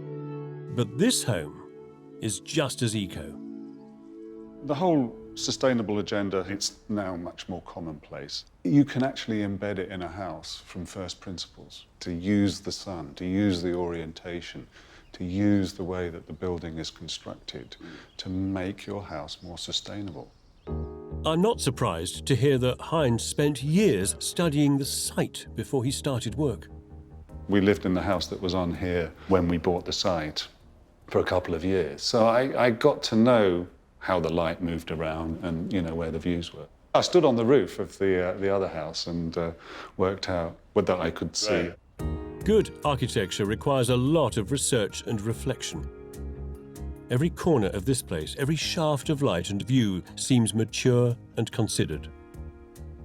So all these different views, almost 360-degree views. I love this little cheated balconette. Yeah, it's a little inset balcony. It just allows you to step out and, you know, enjoy the view and the fresh air.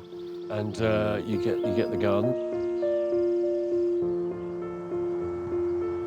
At the cricket pitch next door, friends and neighbours seem to rather like one particular addition. Absolutely wonderful to have built a clock on the house, yeah. When we need to get on with the game a little bit quicker, and it's really good to have the clock there, yeah. Heinz's house is parsimonious with the Earth's resources, but generous to its neighbours. Like so many houses designed by mature architects, it also reflects a lifetime's work and interests. And it reinvigorates the idea of life in Metroland. You can think of a building as representative of a set of ideas, a load of different materials, a bunch of responses and approaches. And here, actually, also, a whole group of personal philosophies and beliefs. But they are just lists, of course. What makes a building work is how all of those come together and how they're organised. And how, as this place is, how they are beautifully stitched together. That's what makes a building better than the sum of its parts.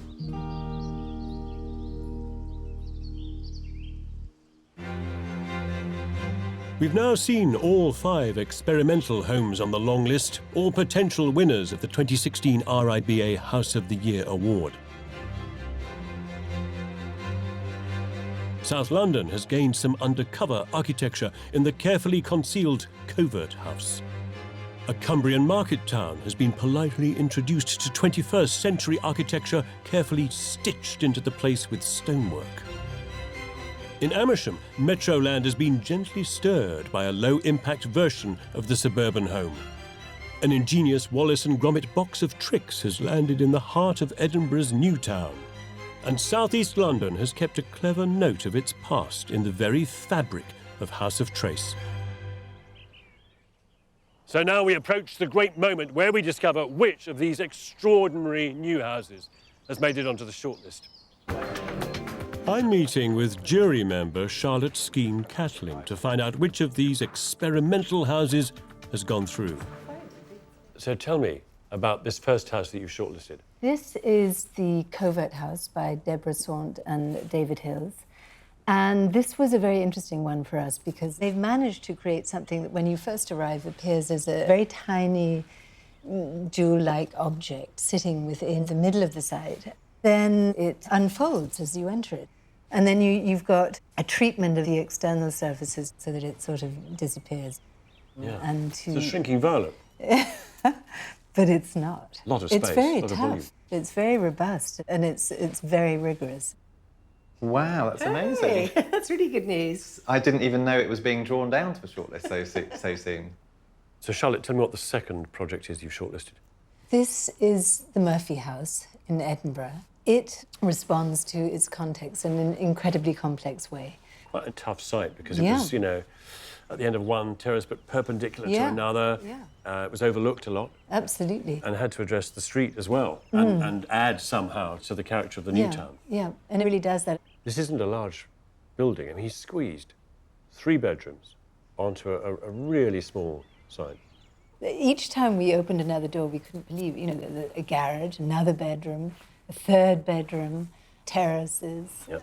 It's an extraordinary thing. And we did wonder about the bedroom at the top. Reveals him sitting in his bathtub. I don't know what his neighbours. Yeah, it's the architect exposed. It's cleaned me out of money, but who cares? It's money well spent. And no, I'm enjoying living here, so that's just the icing on the cake, really, so that's great. Covert House and Murphy House. 2 fascinating, complex homes that join Outhouse and Anstey Plum on the House of the Year shortlist. Over the series, we'll continue exploring the remaining houses in the competition before discovering who is the winner of this award.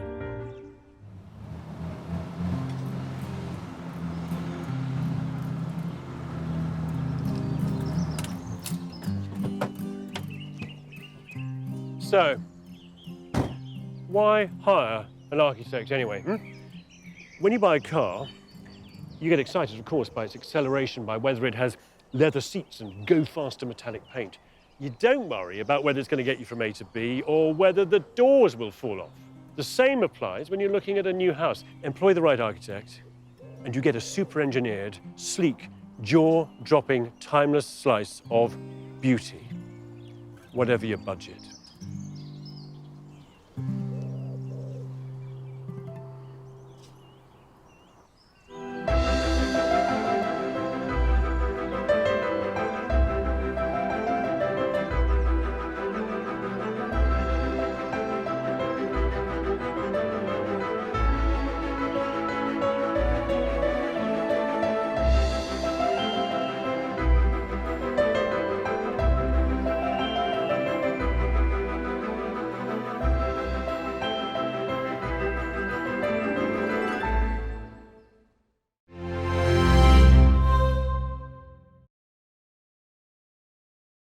Every year, the Royal Institute of British Architects holds a competition to find Britain's best new house. And after the success of last year's televised event, I'm giddily excited to say that House of the Year is back with even more of these exceptional homes. We'll be taking you behind normally closed doors. Oh, ow! Too small, that door. To see some of the most original and mind-boggling homes which have won the hearts and minds of the judges. A large, black, charcoal textured box. We've been touring the country, looking at the long list of houses in the running for House of the Year. Beam me up, Scotty. So far, we've revealed 4 houses on the shortlist. Very elegant, very elegant. It's like a Georgian staircase, this. Today, we're looking at houses that prove that small is beautiful. What a charming, light space up in the east. Thank you. And discovering which of them have been shortlisted. And then, at the end of the series, we'll be finding out, here on Channel 4, which one of the homes is the RIBA House of the Year for 2016. These homes are truly remarkable. Each one is an example. We can take inspiration from all of them. So, come inside and have a good nosy around.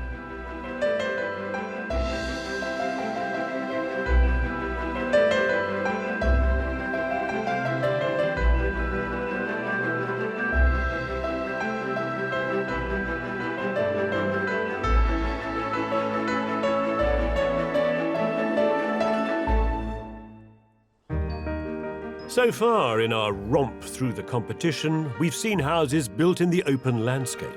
How brilliant is that? That is, in a way, the money shot. And houses that are deeply experimental. Am I imagining? No, the bath drains straight onto the floor. Yes. The houses we're visiting in this episode aren't big, but they are clever. The works of good architects with all kinds of tricks up their sleeves to work wonders on a small space. So there's a misconception we need to clear up here. It's that space does not equal size, okay? So, for example, you could build a mansion with 18 bathrooms, which is ridiculous, I know, and still not have enough storage. Or you could take a lesson from the greats of architecture and you could build a really tiny house with lots of clever ideas in it, say, hidden cupboards, false perspectives, high ceilings, views out that capture a little bit of sky, a view to infinity. And in doing that, you almost defy the laws of physics. You become a conjurer of space. We start in East London. Somewhere behind these Victorian streets is the Garden House. So, where is it? Yeah, architecture may be the great public art, but it sometimes hides itself under a bushel. This is a two-storey home, stealthily cloaked from its neighbours by an extraordinary space-age green roof. Oh, this is beautiful. It's like a little garden room.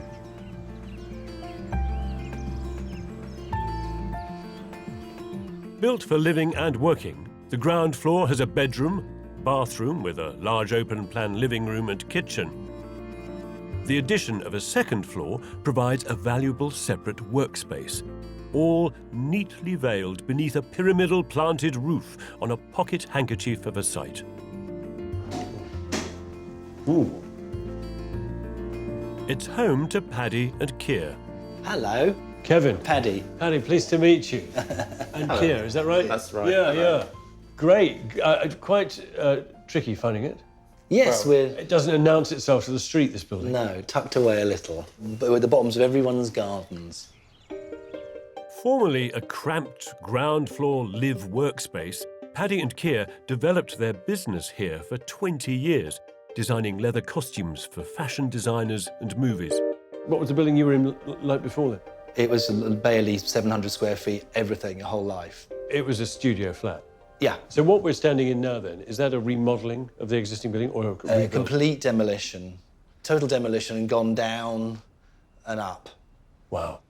Because the intention is for us to show our work in here.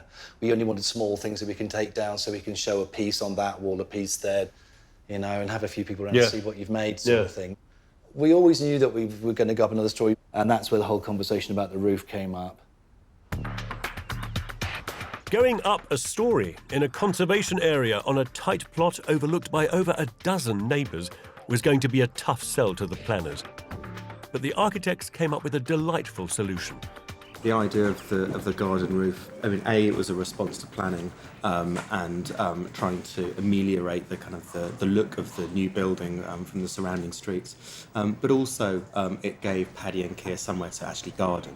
And this idea that, you know, you could go to the roof and actually garden your garden, that we thought was a really sweet idea. Adding this gorgeous roof gave them a total of 30 extra square metres inside, so there's a new studio and a living area below, now completely free of work clutter. We have lived and worked together for nearly 30 years in a very small space. And now you have that separation of the two. Does it change life? Has it changed the dynamic between you? Do you see less of each other as a result? Well, at least there's somewhere to go when you've had a Barney. Yeah, if you need a bit of a break from each other, there's some proper escape now. Is that a bathroom in there? Yeah, through there. Okay, now have a look. Oh, that's very stylish. As designers, it's no surprise that Paddy and Keir have been fastidious in the detail, choosing simple, clean fittings, a limited colour palette and beautiful materials. Stone floors inside and out, and oak cabinetry. The RIBA admired the fine detailing of this peaceful and private home, and how the architects have used every conceivable trick to make a small space work hard. Everything is kind of sort of pared back, isn't it, in the building, to as kind of thin as possible. You have a minimal steel staircase and a minimal steel shelf. The section which is so narrow to take up the least amount of space. Yeah. And of course, the shelf incorporates a screen for the projector back there. So the television isn't enough. This is for big. This is big time. Big picture, big sound. Yeah. We have friends round very regularly for film shows. It's like something that we like to do. So that just stopped. Yeah. It was quite tight. Perfectly. 30 millimetres above the table. Yeah. So now, what I want to know is where the bedroom starts and where the kitchen stops. So this is a. Oh no, that's outside. There's a coats. That's the cloakroom. Yeah. Oh, and this is the door. Yeah. Okay, that's nice because it's taken up in the depth of the cupboard. Yeah. So, back of kitchen cupboards. Yeah. But these are wardrobes. But it's all integrated into one beautiful timber-lined. Yeah, a bit of joinery. Room, and a skylight, which drafts this beautiful kind of soft light down. I was very keen to wake up with good light, and obviously I wake up and what I see is all this mirror and the getting. Oh, blimey! So you're getting sort of projection on the wall there. Reflection on reflection on reflection on reflection, then finally down onto the wall. I bet you've never seen a house that plays as many tricks with mirrors. Nor, I bet, do you have a staircase as paper-thin as this. It's a space maker. This is a staircase that almost isn't here. I mean, it's made out of 5mm steel, folded, and it turns into a shelf. Yes, and it runs in on one edge, which makes an interesting shape. Force 5 Engineering in Faversham were specially commissioned to build it. The design of the staircase and the material used gives it a simple but effective look. The challenge is for finishing on it. That's the difficult part, you know. There's a lot of time and effort that goes into making these finished products. The main processes are welding. Once it's welded, it's then going to be cleaned, which is a grinding process, and it needs to be seamless so that Paddy and Keir get that visual effect that they were after. The architects have played with angles and perspectives to fit the studio into the roof space. This is even more exquisitely tidy than downstairs. Upstairs, the building takes off. The shapes it makes with the lining on the walls. Yes. You know. Yes, the false perspective. Yeah, it's really fabulous. Yeah, my dear Uncle Roger, who was a set designer for Doctor Who back in the day, came up and just went, "What are you doing? It's false perspective. It's all smoke and mirrors what you're doing." You know, got quite sort of. I'll remember this as the Doctor Who building. Even the door is got a false perspective. So it fits. Is that right? It fits the hole here. Yeah, so that's a leaf door, which. I'm sorry. I just want to do this slowly because it must be. It's so satisfying, isn't it? But I think the real stroke of genius was putting the prefabricated roof glass element on top of the building and then carrying the panelling on up into the space, which was very, very clever. I find it quite difficult to believe that you do really difficult, messy work up here. It's an extremely tidy space. Yes, I think that's an absolutely fair comment, and it's. I guess there's a studio for poncing about. That's what it is. After years of living in a squalid mess, you now have the opportunity to ponce about a bit. Can we get onto the roof here? Yes. Is that what that door's for? Over that way.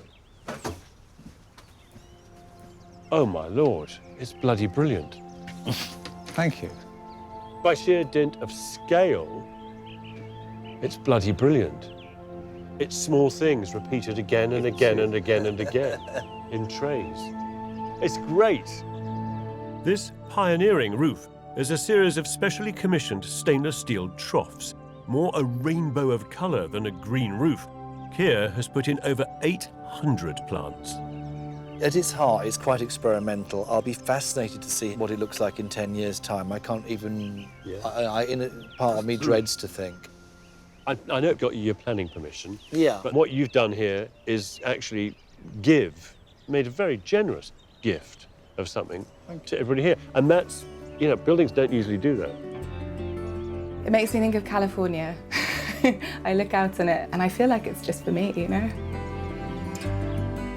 The entire house is an imaginative and efficient piece of architecture. I don't quite understand this. This steel shelf runs all the way down the building. It gets fatter, then thinner. And it's got a vertical rib, which is running from this corner all the way through to here, giving you a shelf in the sitting room and a shelf in the kitchen. It's very practical. As well as practicality and detailing, the RIBA praised the imaginative bespoke hanging garden roof. I don't know if you sew, mend clothes or make your own clothes, but if you do, you'll appreciate the value of a really good sewing box with little drawers for everything. All the things you need, which is sort of what this place is. These guys have commissioned the most glorious, traditional little wooden box, and to top it all, it is crowned off with this fabulous collection of jewels from the natural world. A fantastic pincushion. Coming up, a family home squeezed into a mews. It's not very high, and it's not very wide, but it feels huge. Where would we be without glass? Well, no, our homes would be dark. Most of our city buildings would, of course, be naked and small. Otherwise, brilliantly laid out houses would feel poky and miserable. Glass offers salvation to the builder of the small house.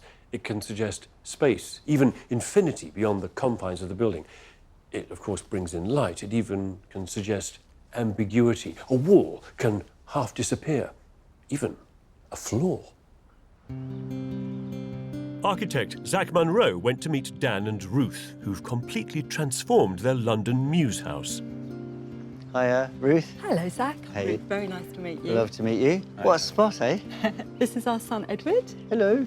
Can I go in? Please do. Thank you. This four-storey home sits on a tiny site, just 3 metres wide and 8 metres deep, but ekes out 112 square metres of living space. In the basement, there's an open-plan living room. A kitchen diner spans the ground floor. Above is a master bedroom and bathroom with 2 smaller bedrooms and a shower room at the top. All the floors are linked by one continuous sculptural staircase that runs through the middle of the house. Absolutely incredible. What a house.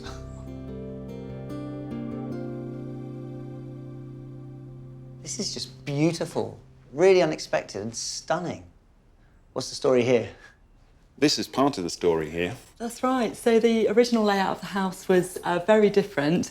Our master bedroom was downstairs in the basement area with a bathroom, and there were 2 bedrooms on the top floor of the house, and we had a very small spiral staircase right at the back corner. So the configuration is perfect for a couple, but when we were thinking about hopefully having a family, as it was at that time, we knew that the configuration of the house was going to have to change, and it was going to need some quite serious overhaul for us to be able to do that. The solution to drawing light into the building was architect Phil Coffey's beautiful central staircase. So the location of the staircase is critical in a Muse house. If you place the staircase at the back of the house, you only have one space per floor, which reduces the amount of spaces the client has to use. If you put the staircase to the side, you reduce the width, and the width is critical in a Muse house. So by placing the staircase down the middle, we get light in from the top.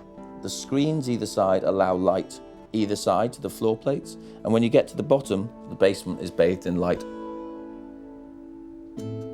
But a staircase alone doesn't illuminate an entire basement. A huge skylight channeling light through 3 glass floors completes the job.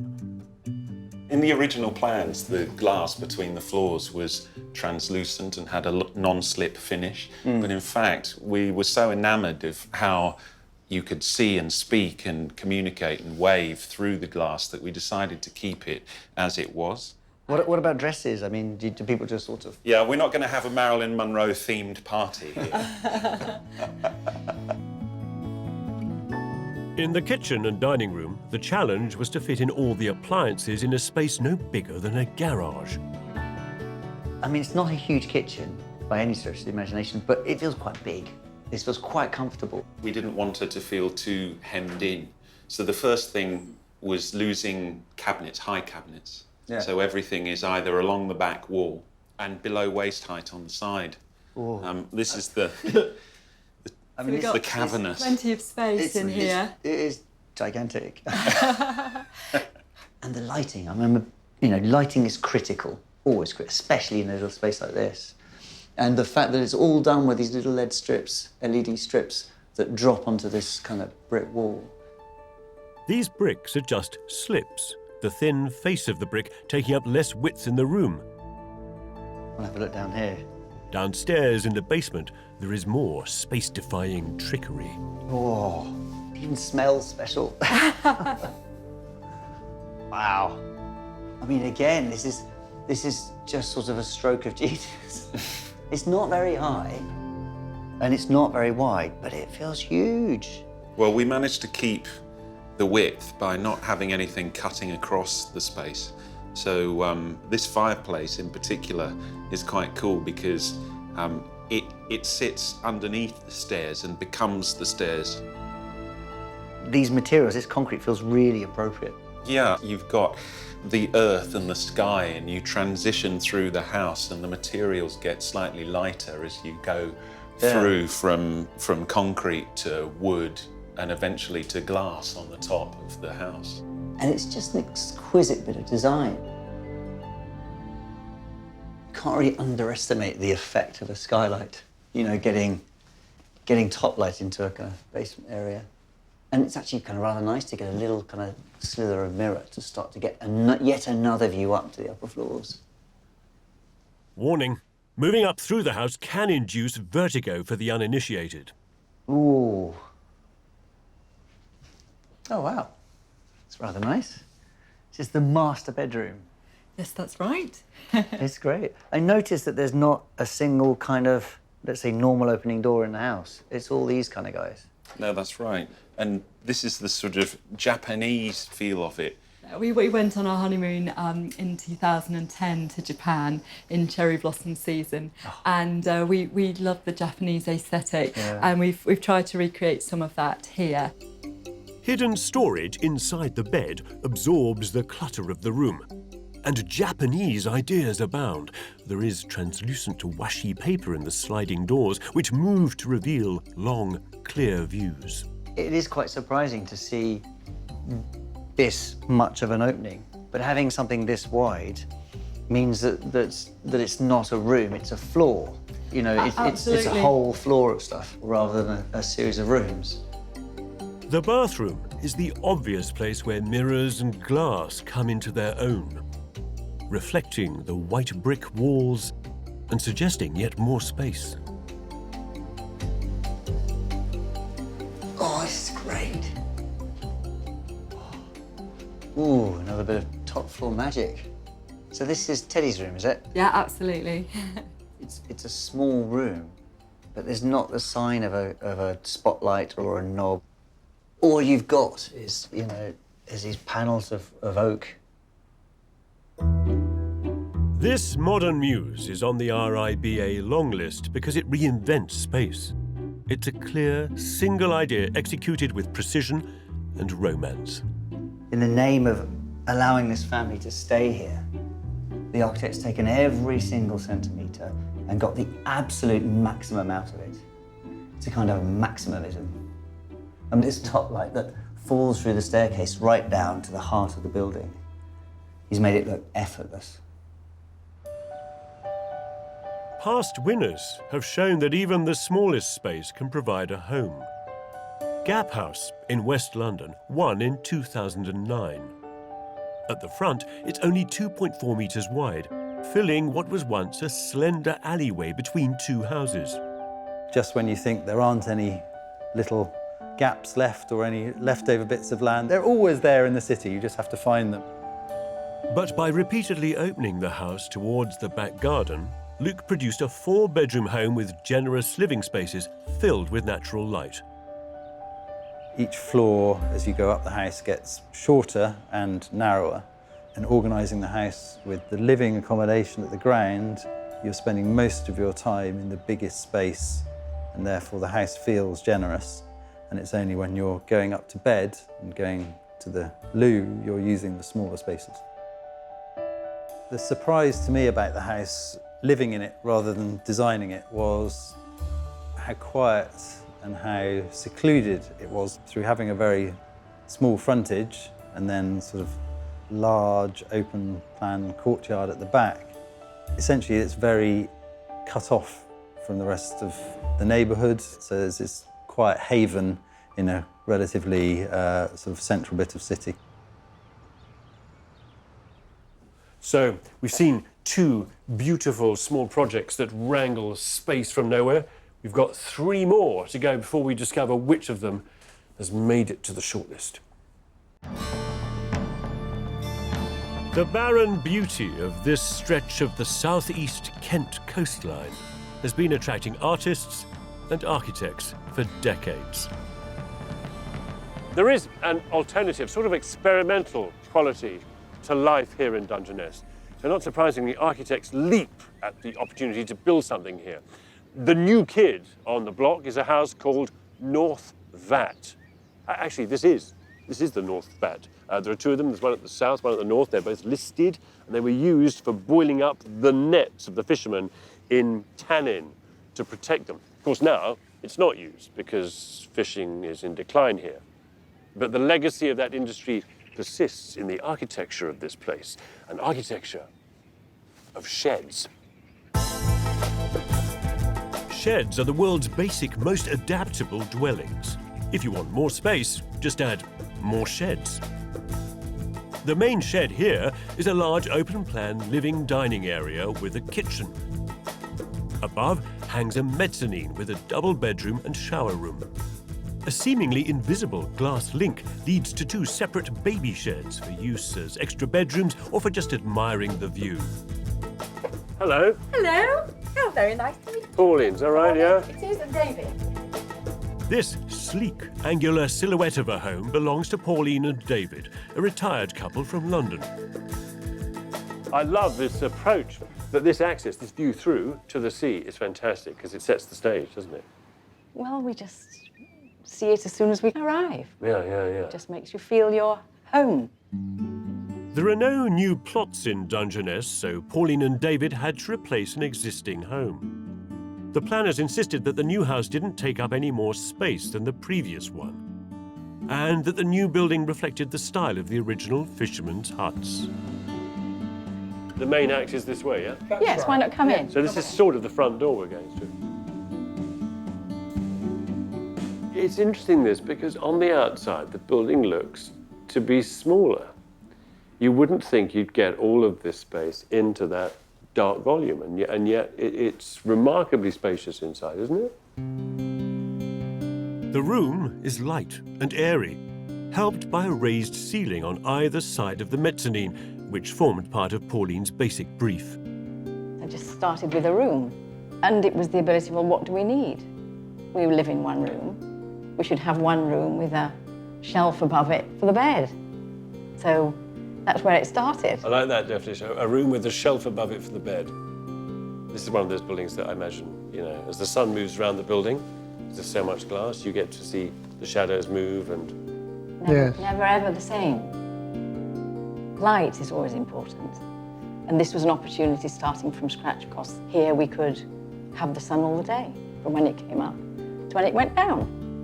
The sun is rising there over the sea in the morning, see it coming up like just that over the sea, and then right in the evening there it's setting in the summer behind me, and then in the winter it's more over the power station. So it's like one big clock of the seasons, and you're living with it. It's a very primitive but a lovely feeling.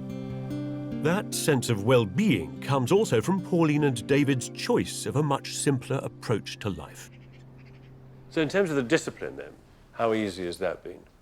Finding stuff, putting it in here, not over-cluttering it, you know, being... Easy. You know, we have the painting, but because it's so light, we can just take it down in the That's evening. where you put your telly? Yeah.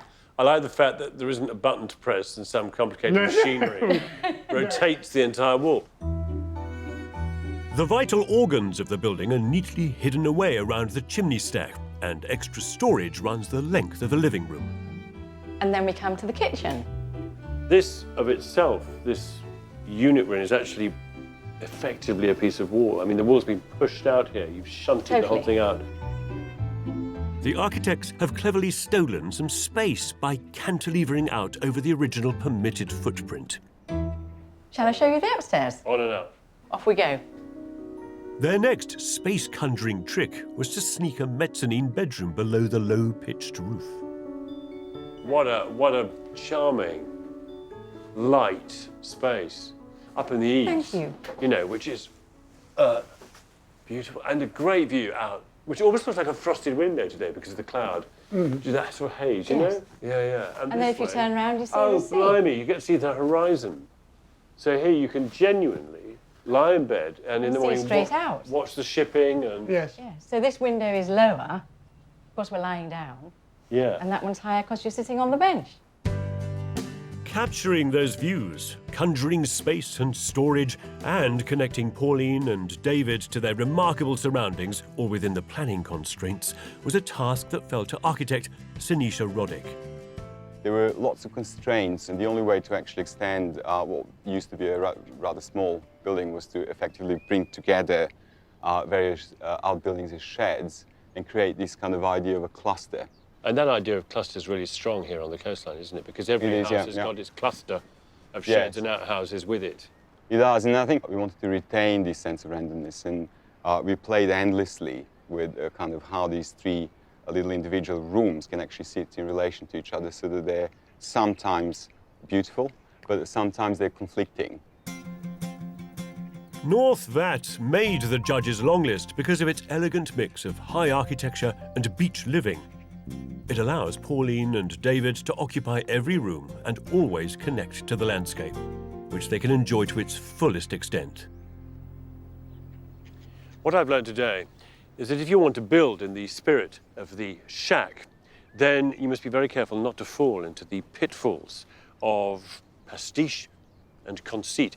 Now, in this place, the brilliance of it is down to its modesty, its simplicity, the fact that despite being an perfectly habitable, modern building, it has the simple dignity of the shed.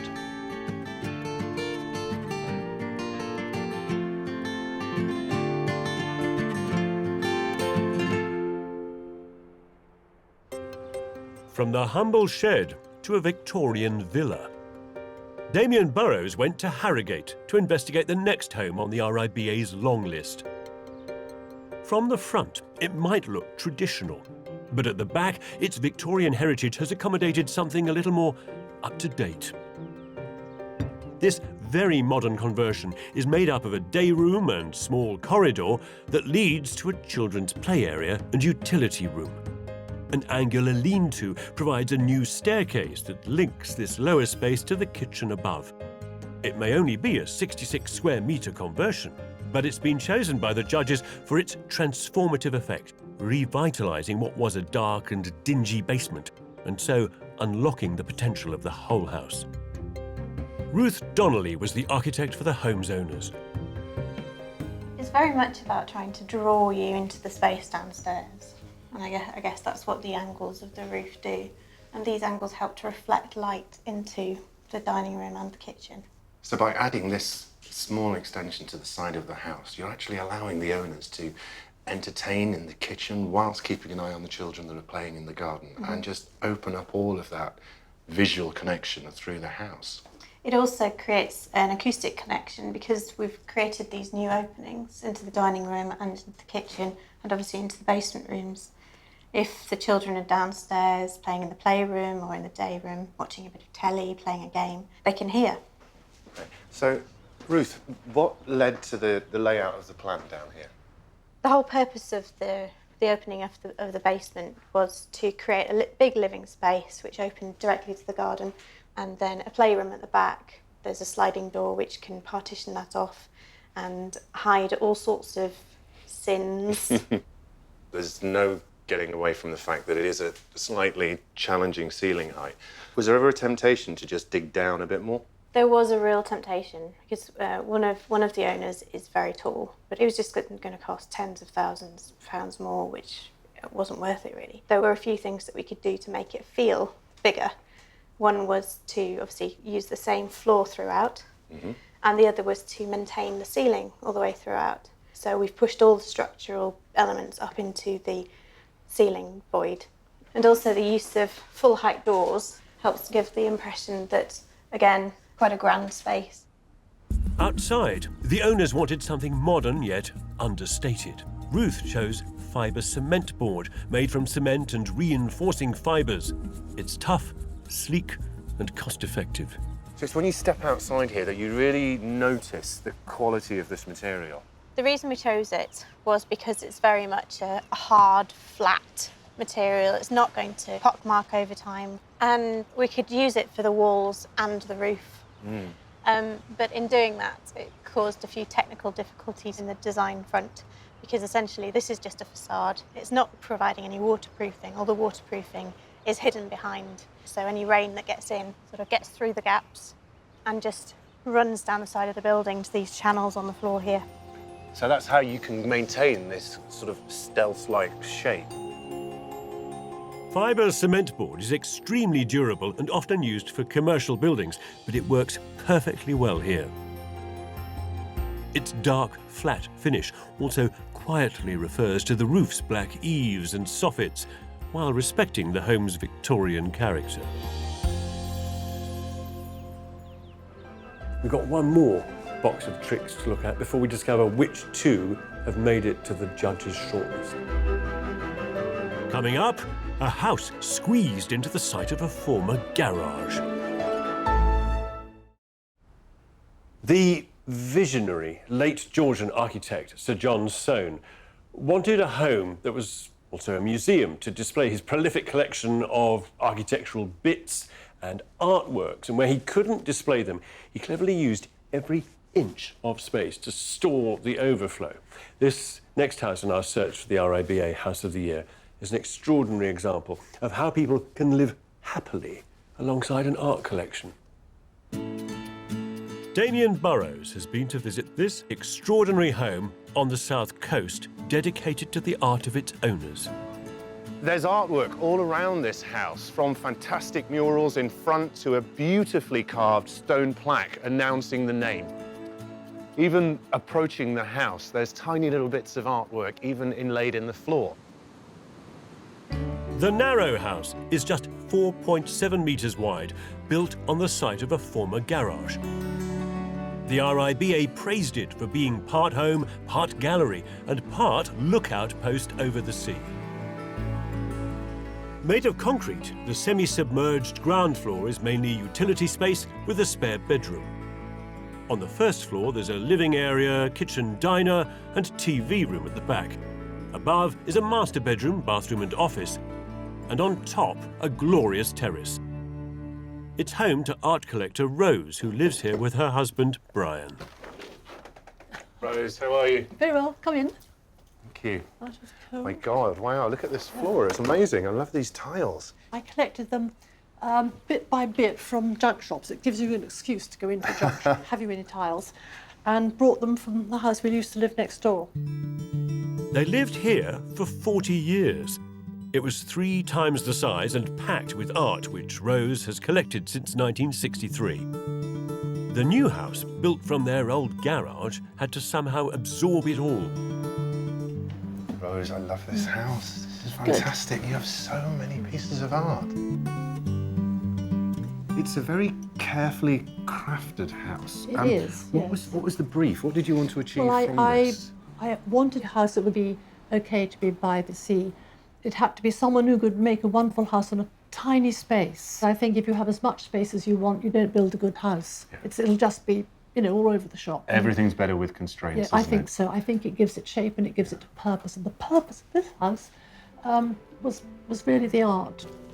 I mean, they were wonderful, the architects. They humoured me, and I dragged them to the Soane Museum because of which I'm sure you know very well. Yeah, I do. Because of this, we have to do it quite gently.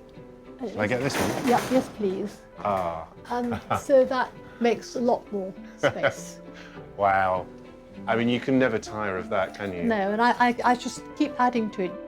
Stealing John Soane's ideas to layer artwork was a good idea. To combine them with the use of modern materials like steel mesh was even more ingenious. Because you can move it so easily with the clips, you can just clip them, unclip them and move them. I can squeeze them all up together and get some more in. Very clever. There's a fantastic exposed sort of quality to the house. You can see the materials everywhere. Yes, I like this. I like it because it's honest and it's functional, but concrete also happens to be beautiful. And one of the things that's also particularly nice is your use of mirror on the reveals here. They just expand your view, don't they? You almost forget the neighbours are there. You don't see them at all. They don't see us. And you can just look out and see this immense horizon going on and on. It's truly beautiful. Gives me shivers on. I get a frisson even now. So beautiful. I could stand here all afternoon. There's just artwork absolutely everywhere. Yes. You must have run out of space now. Well, I have, but I haven't. Stay there, I'll show you something.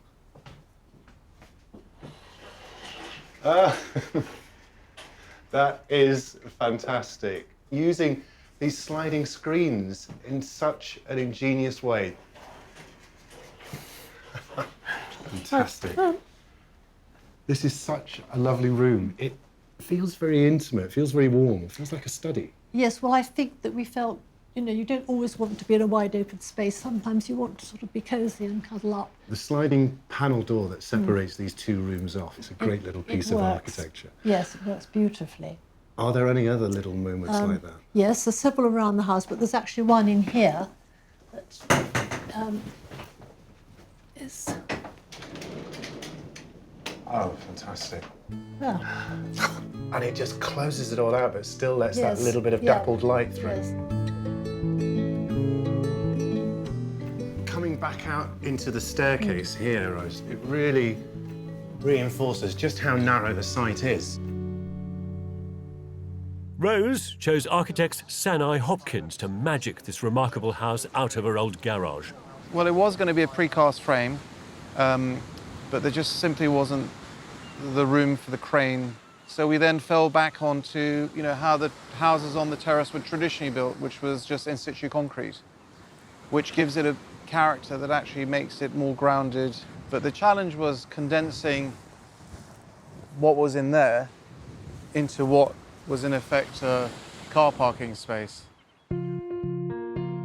On the first floor, there's a bedroom, bathroom, and private space and storage for Ruth's husband, Brian.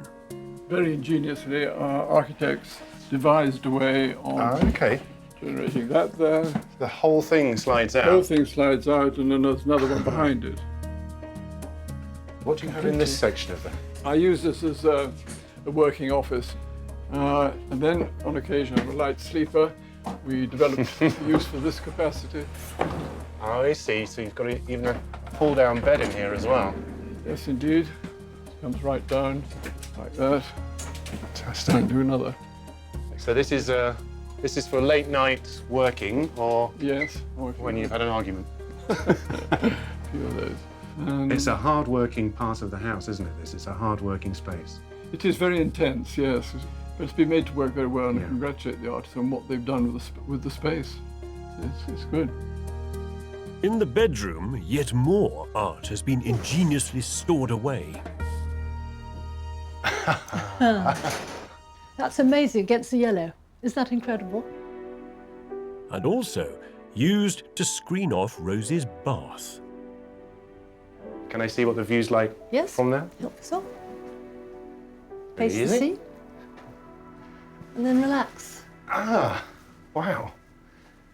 This is quite something, isn't it? Yes. Absolutely. Nothing between you and the sea. I'll take that glass of wine.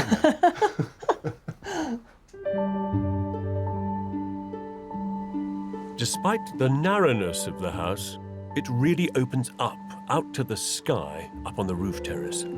Right, this Look is at this. our beach in the sky. This is fantastic. It's that ultimate reward, isn't it, for going up the three Yeah, up the flights, that stairs. narrow staircase, Yes. and then right at the end, bang. As art has spilt out onto the roof, it's also spread down into the basement. This is a great room. You've got a beast of a concrete Yes. wall there. That was the original seawall at the back of the garage. It's not been hidden. It's just concrete, which is what we're talking about. It's simple, and it's useful, and it's strong. I love it. The narrow house wonderfully demonstrates just how much house you can get out of a very restricted site.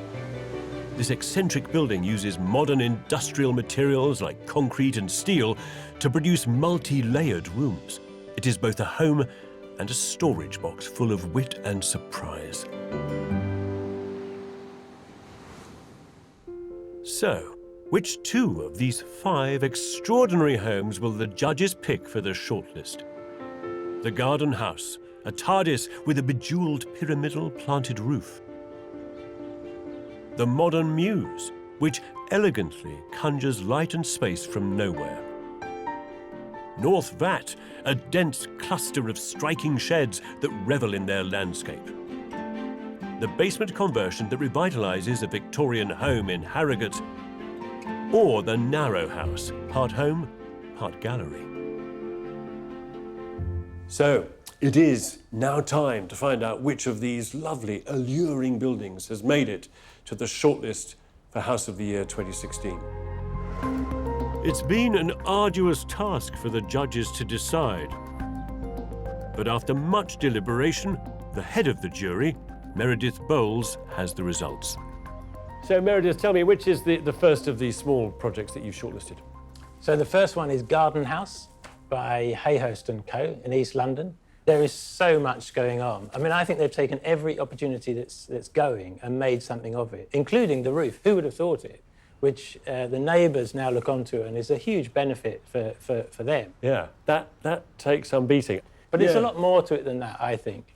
If it was just the roof, it wouldn't be on the shortlist. This is a very clever use of space. There's tiny spaces that are made bigger through the use of reflections and roof lights.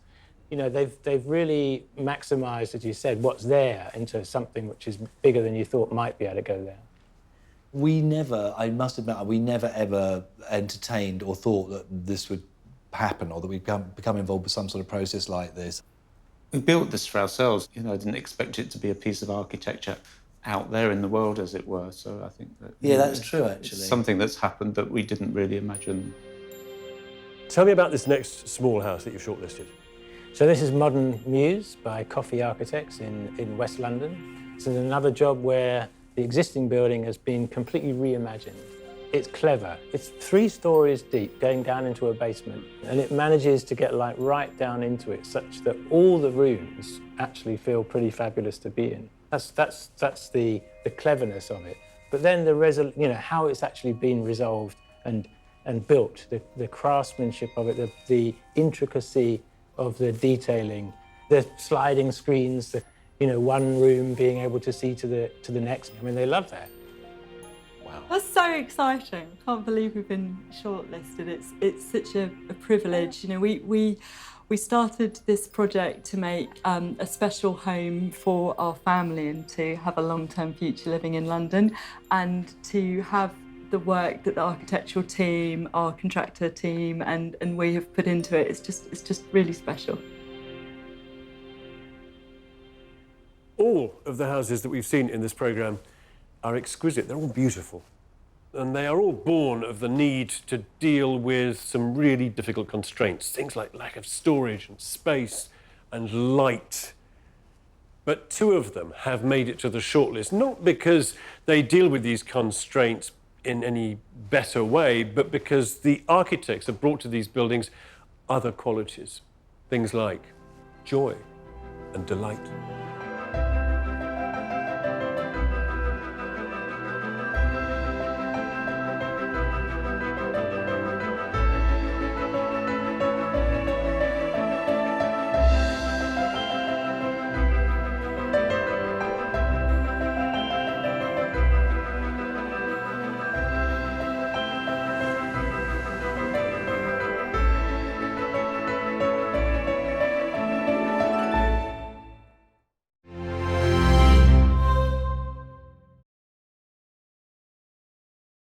Every year, the Royal Institute of British Architects holds a competition to find Britain's best new house. And after the success of last year's televised event, I'm giddily excited to say that House of the Year is back with even more of these exceptional homes. We'll be taking you behind normally closed doors. Oh, ow! It's too small, that door. To see some of the most original and mind-boggling new houses in the country that have won the hearts and minds of the judges. A large, black, charcoal textured box. So far, we've seen houses built in the open landscape. How brilliant is that? That is, in a way, the money shot. Houses that are deeply experimental. Very elegant, it's like a Georgian staircase, this. And houses that magic space from small sites.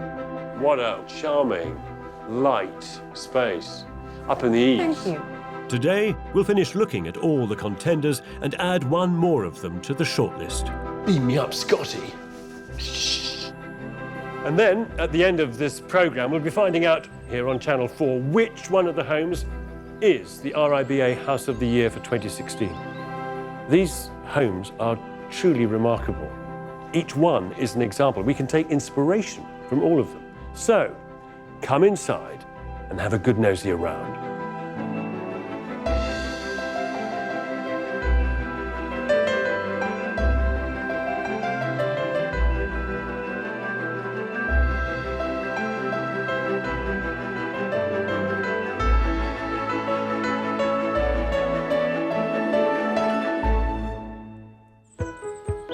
We've almost completed our exploration of the homes on the RIBA's long list. Soon we'll discover the winner of House of the Year 2016, the sort of BAFTAs of the architecture world. The 6 projects already on the shortlist are the cleverly disguised outhouse, Anstey Plum, the uber creative Murphy House, Covert House, the elegant modern Muse, and Garden House. This last category of homes deals with how to make the best of a tricky plot. Plots of land on which to build come in all kinds of awkward shapes and sizes, often with some very nasty constraints and no clue as to how to make the most of them. Add to that the usual problems, not enough money, planning obligations, really hostile neighbours, and you begin to see why that inviting little patch of ground has never been built on. And yet, with the right combination of energy and ingenuity, it can be done. This next group of houses have all risen out of the ground to make the very best of the site they stand on.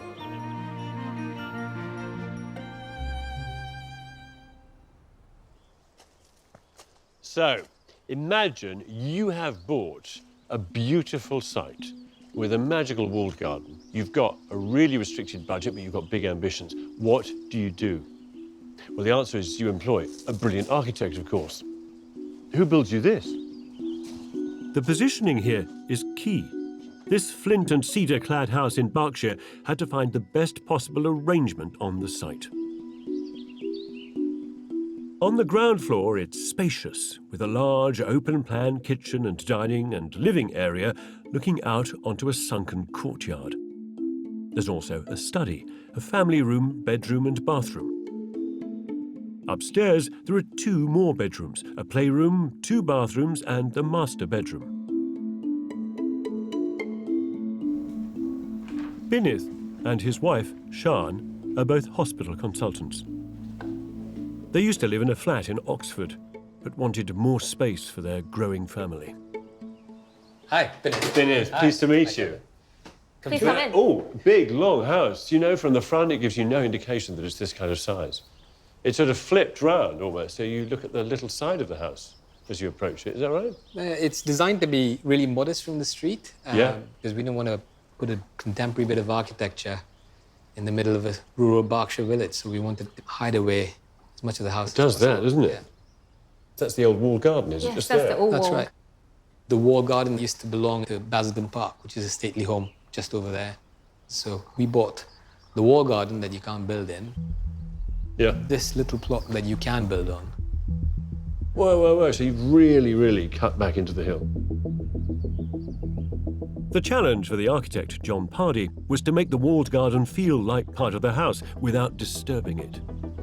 What intrigues me about this, John, is that you sketched this building in from here, didn't you, when you first arrived? The idea for it came to you standing in the sky. It wasn't like this at all then, the garden? This was derelict, yeah. Really overgrown. But spirit of place was here. So I knew you can't build in the garden, so it seemed natural, because south is that way, to put the house against the wall. And I thought, well, why not put the house as part of the wall?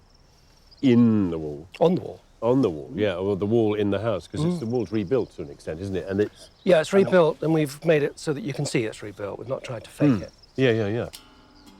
Building into the wall and digging down allowed John to open up the opposite south-facing side of the house. You've got this courtyard arrangement. So she's Malaysian Chinese and I'm from South India, and the architecture in both cultures is built around the courtyard. So in South India, it's called the Naliketu, which is 4 walls, which enclose a courtyard. And in Chinese, it's 四合院. So it's again 4 walls. The RIBA judges loved the way this house virtuously straddles 2 worlds. On the one side, an Asian courtyard, on the other, a classic English walled garden. But the wall wasn't the only hurdle. You've got a lot of neighbours here. We've got 4 on this side, 3 on this side, and then 1 on this side and another one. So that's 9 neighbours. I don't believe you, because I can't see any of them. Well, this is one of the cleverest things about this house, because actually the openings on the windows give you the feeling that there aren't any. There are plenty of other clever ideas to discover here. So is this storage here? This is storage, yeah. Yeah. This is a little writing desk with a little storage inside. Who's the storage nut? Well, I like storage because you can live in a minimal house with storage. The staircase is all about storage. So this little gap there for suitcases. Up here. Oh, they've got a sort of step-shaped profile. That's right, all cupboards. Gosh, it's like they say you're never, more than 10 feet away from a rat in a city. In this house, you're never more than 6 foot away from a cupboard. Oh, great, long view, full length of building with windows either end. That's clever.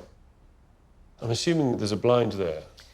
Precisely because there is a view of a house. There is a view of a house. So where there is a view of the house, there is some yeah. You can just see it. Yeah. This is the playroom. Oh, look, what a magical view out there, because it's, she's sort of living in the world of Peter Rabbit. Yeah. The daughter's bedroom is just as delightful. And finally, the master bedroom. Beautiful. And again, no sense of being overlooked. One is you seem to have a wooden bath. That's right. It's a Japanese ofuro bath. So it's just a tall bath that you can sit in. For 2 people? For 2 people, yeah. And then look out of the window. I'm blown away by how this house sits so well on its plot and makes the most of its setting. So the beautiful bath, of course, enjoys a beautiful view across the meadow here.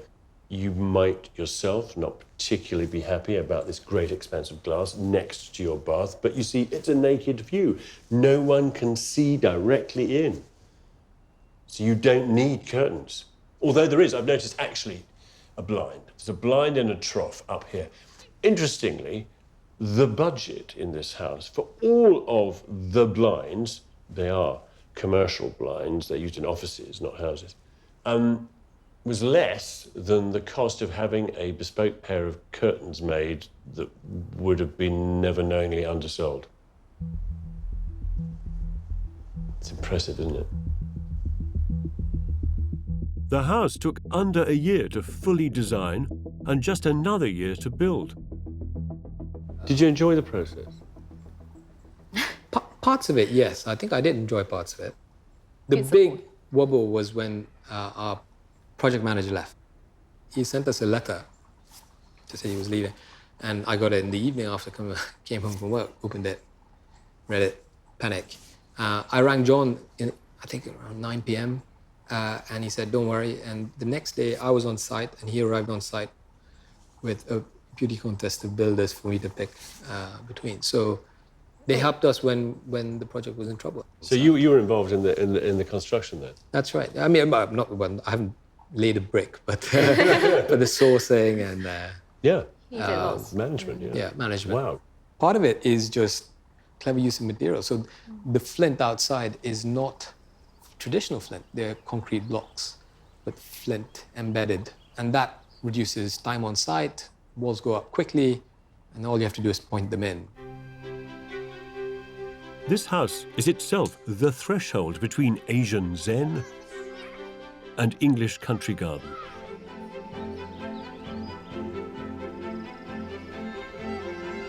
You may have noticed that there is no television in here. That's not a bad thing, because ordinarily all the furniture tends to get organised around the television.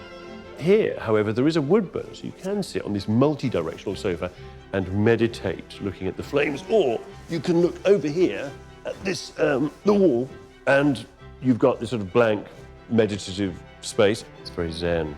Or, for that matter, over here, there's the garden. I mean, I can sit here, and within minutes, I'm transported across the planet to another world of East meets West, Asian fusion. It's fabulous. One thing it is not is the home counties.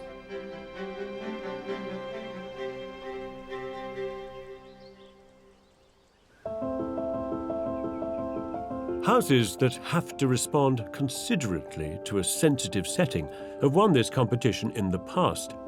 In 2010, the award went to this extension to a 19th century building, Hunset Mill, nestled in the Norfolk countryside.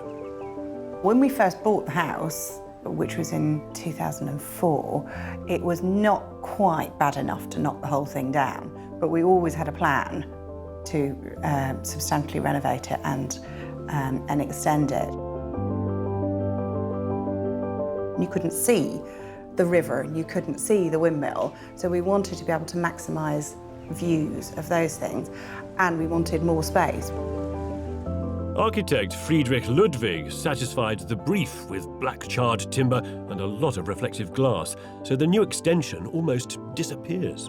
Actually, it's a very simple timber structure, something which is more of a shadow of the house, but it is a small shadow that sits at the back. As you then slowly make your way around, you will suddenly find 1 and then 2 or 3 shadows as you go. The judges loved the inventiveness of the design and describe it as more akin to a piece of art than a piece of rural architecture. The locals, apparently, put it more bluntly. There was a bit of shock in the boating community. But now, what's really lovely is you can be sitting in the garden, they come around the corner, and suddenly the cameras come out, and there's a "oh wow, have you seen this? It's lovely" type comments. So, that's what it takes to become House of the Year. We've got 3 more houses to see before we'll know the complete shortlist for this year's competition. And then we'll be finding out the big winner of the RIBA House of the Year 2016. Coming up, a colourful community of little buildings in West London. What do those same people say when they walk around the corner and see a bunch of red sheds? And a hard-fought family home in Cheadle-Hulme. What were the worst complaints? We can't repeat some of those. Every new house begins life on paper as an ideal, as a vision of perfection. One that quickly becomes mired in the problems of budget, size, and the mounting opposition of the NIMBYs. Not in my backyard, thank you. This next house survives an extreme case of all 3.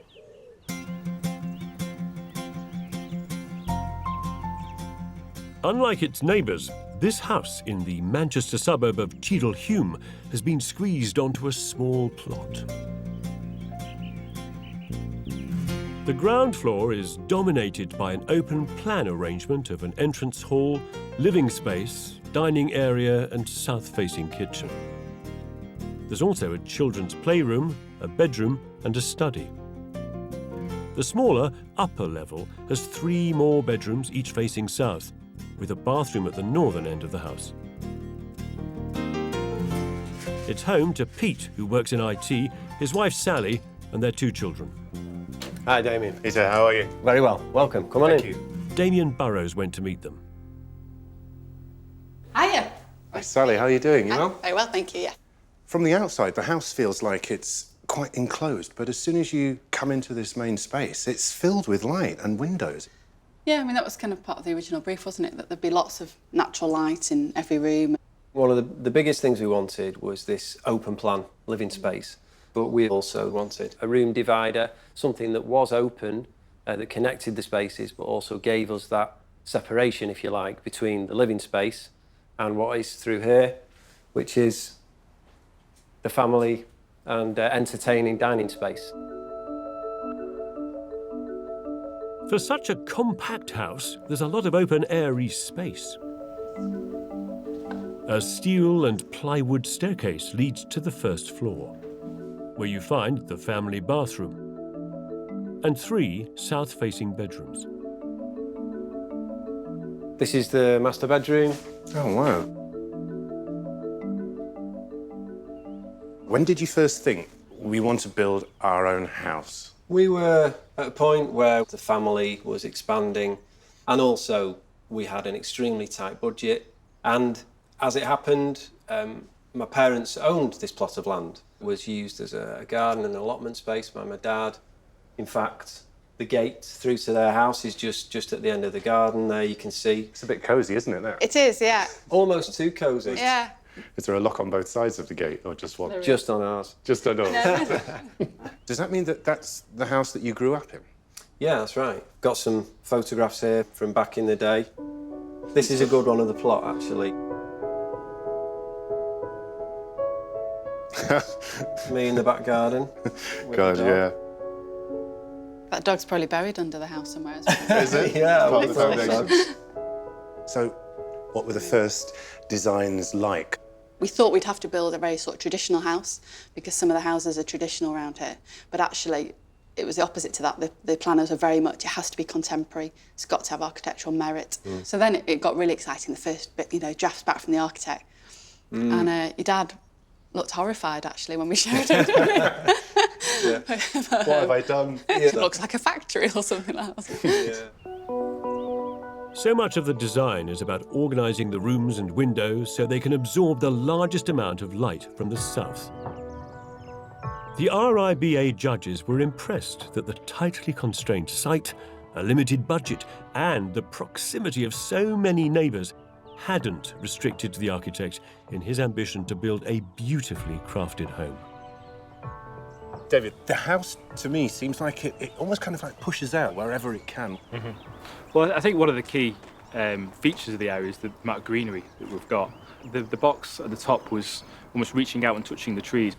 So at least when the neighbours walk past the site, they don't really see too much of the harder, grounded brickwork. It is more about the lightweight timber that's talking to the trees. But despite David's best efforts and Pete and Sally's best intentions, there were 30 individual objections to the plans from local residents. What were the worst complaints? We can't repeat some of those on air. There was a couple, wasn't there? Somebody said it looked like 3 porta cabins stacked on top of each other. It was really upsetting. At any point, did you think, that's it, I've just had enough, we can't do this anymore? By that point, we'd already invested too much into it, not just financially, but of ourselves. Yeah. And it was our chance of a lifetime, really, our one chance to do this. So we had to go for it. Crucial to the outcome was the opinion of the local council's conservation officer. I quite like to see good modern design, because if it's good design, it will take account of what's around it. It will try and complement it. Conservation is very different from preservation. Conservation acknowledges that change is inevitable. What we want to do is manage it so that it happens in the best interests of everybody. The neighbours who have been most affected are, of course, the ones on the other side of the garden gate, Pete's parents, Michael and Jackie. I love it. I love the open space and I love everything about it. I really like it. He finds it harder to... The house, it's not necessarily quite to my taste, particularly with the windows being so large and going right down from floor level to ceiling level. If they don't close the shutters, you can see every detail of the room, or you could if you look. But we get on very well. I think we were really glad to have them coming. And we will be glad when we get old, won't we? We are old already. Crafted architecture that carefully infilled suburbia like this can bring the generations together and in doing so revitalise a place. But stitching in a house like this is not easy. It was emotional, stressful, but ultimately it's brilliant, and actually we've achieved something we never could have achieved if we'd bought somewhere, and we've created something that's very much for us. It's a pleasure to live here.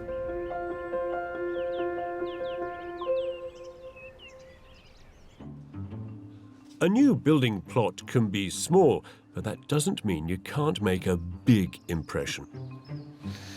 You know, sometimes when houses are hidden away behind the street front, it's hard to find the entrance, but not in this case.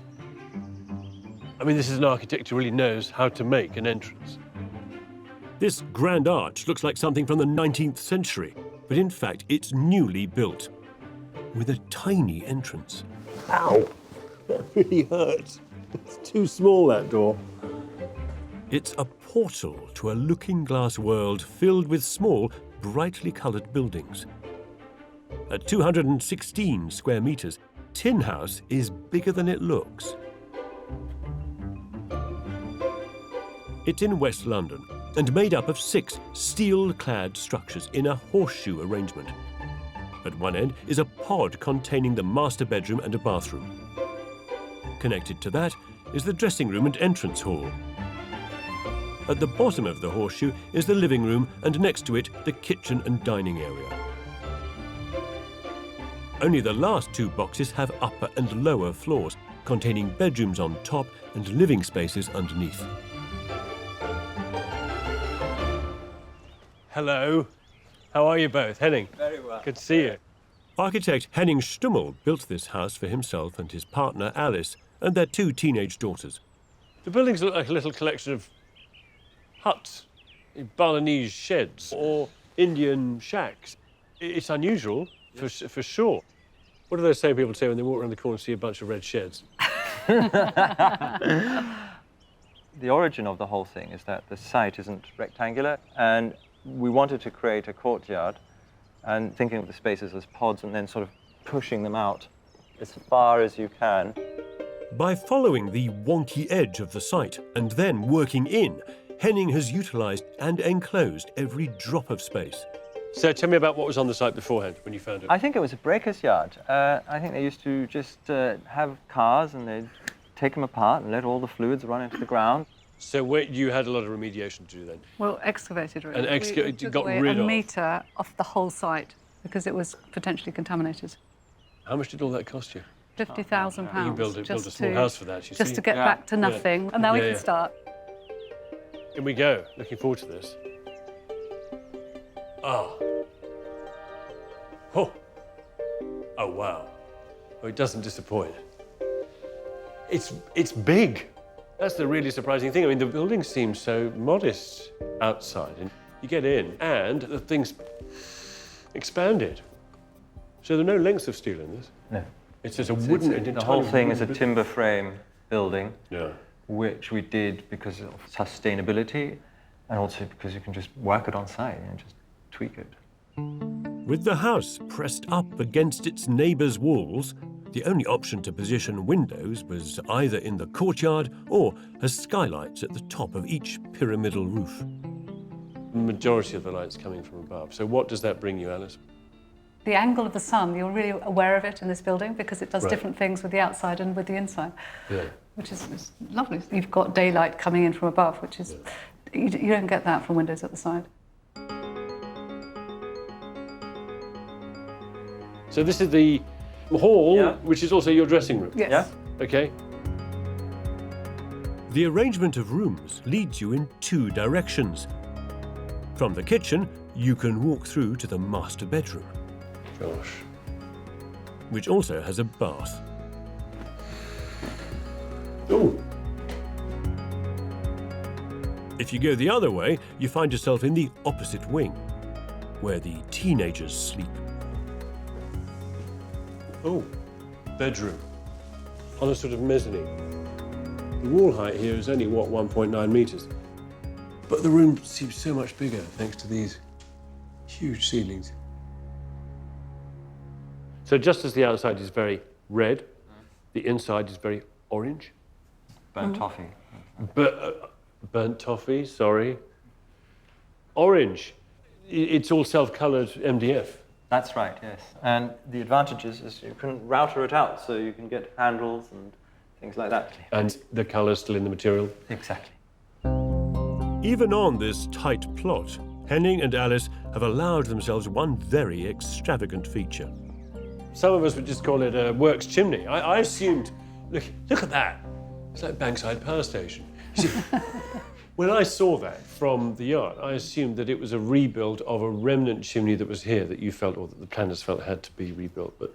No, it's entirely new. There was nothing here before. And it's all because of the wood burner, which is fabulous, and it creates a really cosy atmosphere in this room in the winter. That's lovely. I think it's a neat thing.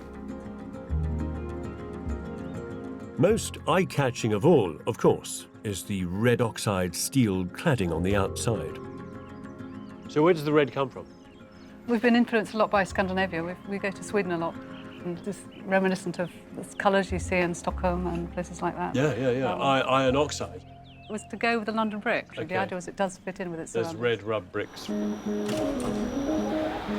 This Swedish-made steel has a weatherproof coating made using rapeseed oil, which is much more environmentally friendly than conventional oil-based paint.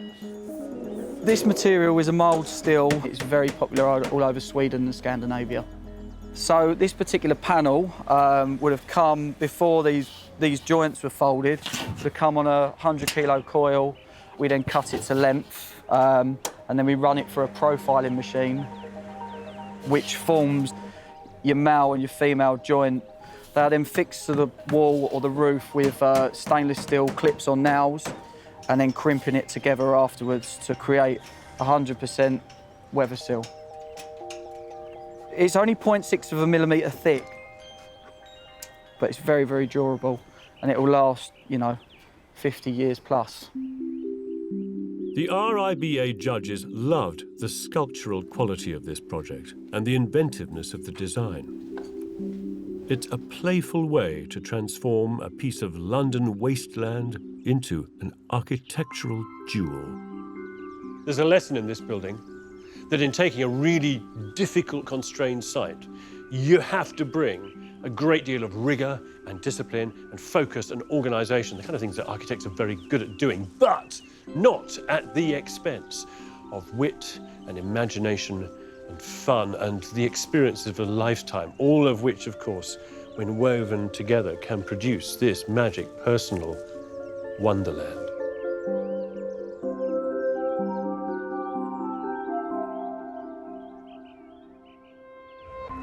So, we've now seen 3 of the 4 houses in this episode. Just one more to go before we discover which of them has made it to the shortlist. We're travelling the length and breadth of the country, following the Royal Institute of British Architects competition to find the best new house in the UK in 2016. So, we'll be finding out who the winner is later on in the programme, but first we've got one more contender to visit. This house, in a suburb of Newcastle, made from concrete and timber, had to be deliberately set back from the road to capture the best views from the plot. On the ground floor is a snug, and behind that, a gym. There's also a large combined kitchen, dining and living space. Upstairs, there's a bathroom, 3 bedrooms and the master bedroom. And finally on top is a study that looks out onto a sedum roof. Morning, Damion. Morning, Rob. How you doing?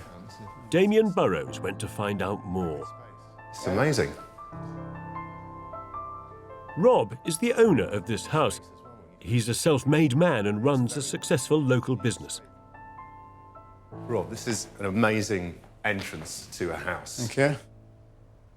What was the brief to the architect? Well, the key part about the house and where it sits in the landscape was, essentially the views to the back and take in, the landscape, really, the colours, the outside. And it's elevated. It's quite limited space where you can actually get views. Rob is clearly a man who knows what he wants from a bespoke house. The snug has big windows to capture southern light, and the gym has plenty of space to work out. And Rob hasn't been afraid to indulge himself with the upstairs rooms either.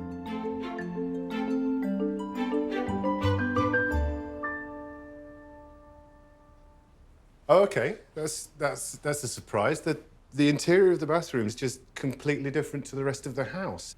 What's the material? It's a Welsh slate. It's got the same tones as slate I came across when I was driving through Switzerland at Val's Thermae. The whole place is built of slate. It's a very dark space. It's soothing. It's natural. Oh God, wow! This is quite some dressing room. Have you got handles on your mirror? It was a trip to New York. Unearthed one of the old windows from the Flatiron building. That's a great find. It's beautiful. Doesn't make me look any better.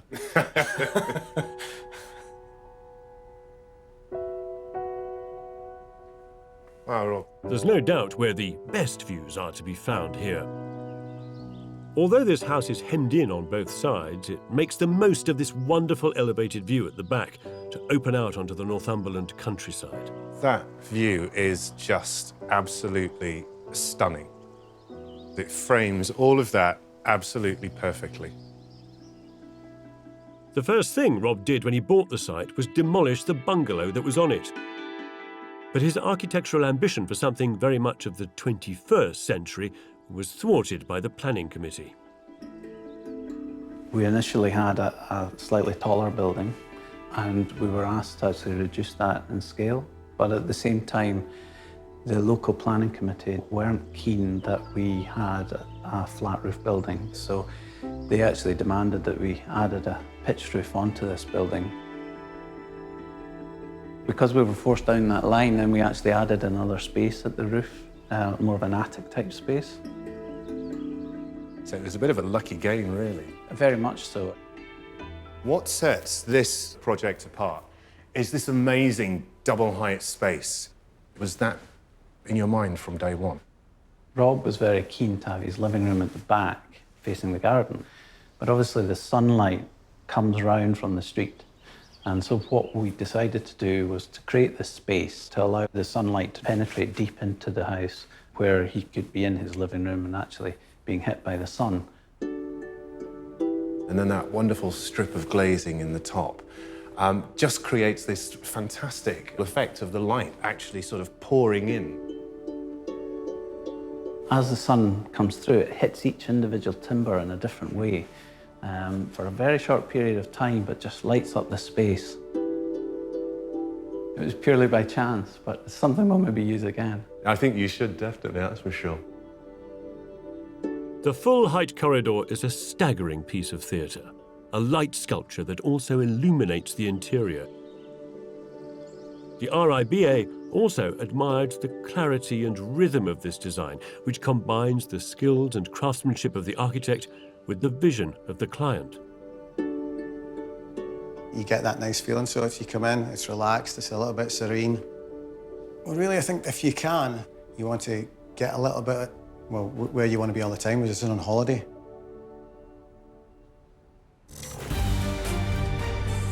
So that's it.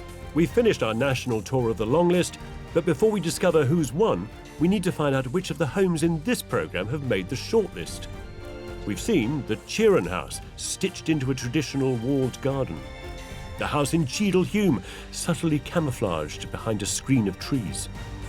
Tin House, a collection of red oxide huts. And the house in Northumberland, with a spectacular light corridor. So now we approach the great moment where we discover which of these extraordinary new houses has made it onto the shortlist. Last year's winner, architect Charlotte Skene-Catling, was a judge and has the verdict. So Charlotte, if I'm right, there's only one of these houses which you've shortlisted. Yeah. And which is it? This is the Tin House by Henning Stummer. In In West London, in West London. What were the big ideas that you kind of couldn't resist? Well, it's taking a very awkward backlot site and it's filling it in a very witty way that creates beautiful spaces, where each room is given its own separate building. And it's very powerful because it's a very singular idea that is carried through very beautifully. I very much liked the red oxide. Do you like it? It's not my favourite colour, I have to say, but I think the idea of applying one colour to the whole surface is a great one. And had it all been done in a kind of dark grey, pre-patinated zinc, you know, we'd all be disappointed, wouldn't we? Yes. There's a bit I standard agree. formula. I agree. Architects in colour, they're absolutely terrified of each other. Yeah, that counts as good. That's very exciting and fantastic news. Yeah, I mean, that's wonderful. Thank you. All these amazing houses that are being built. It's formidable, formidable huge honour. Architecture. It's wonderful. So, now we know all of the 7 houses which have made it onto the RIBA shortlist for House of the Year. The burning question, of course, is, which is the winner? Well, I have to say, it's been a huge amount of fun and no small privilege to be able to visit and to enjoy so many of the homes which are up for the RIBA 2016 House of the Year.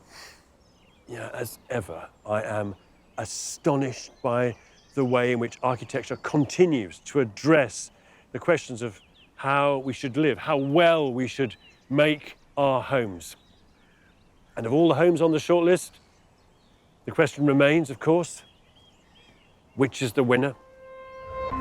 The 7 in the running to be crowned House of the Year are the cleverly concealed outhouse by Chris Loyne, the beautiful Anstey Plum restored by Coppin Dockeray, the marvellous mechanical house by Richard Murphy, the semi-submerged covert house by DSDHA, the intricately crafted modern muse by Phil Coffey,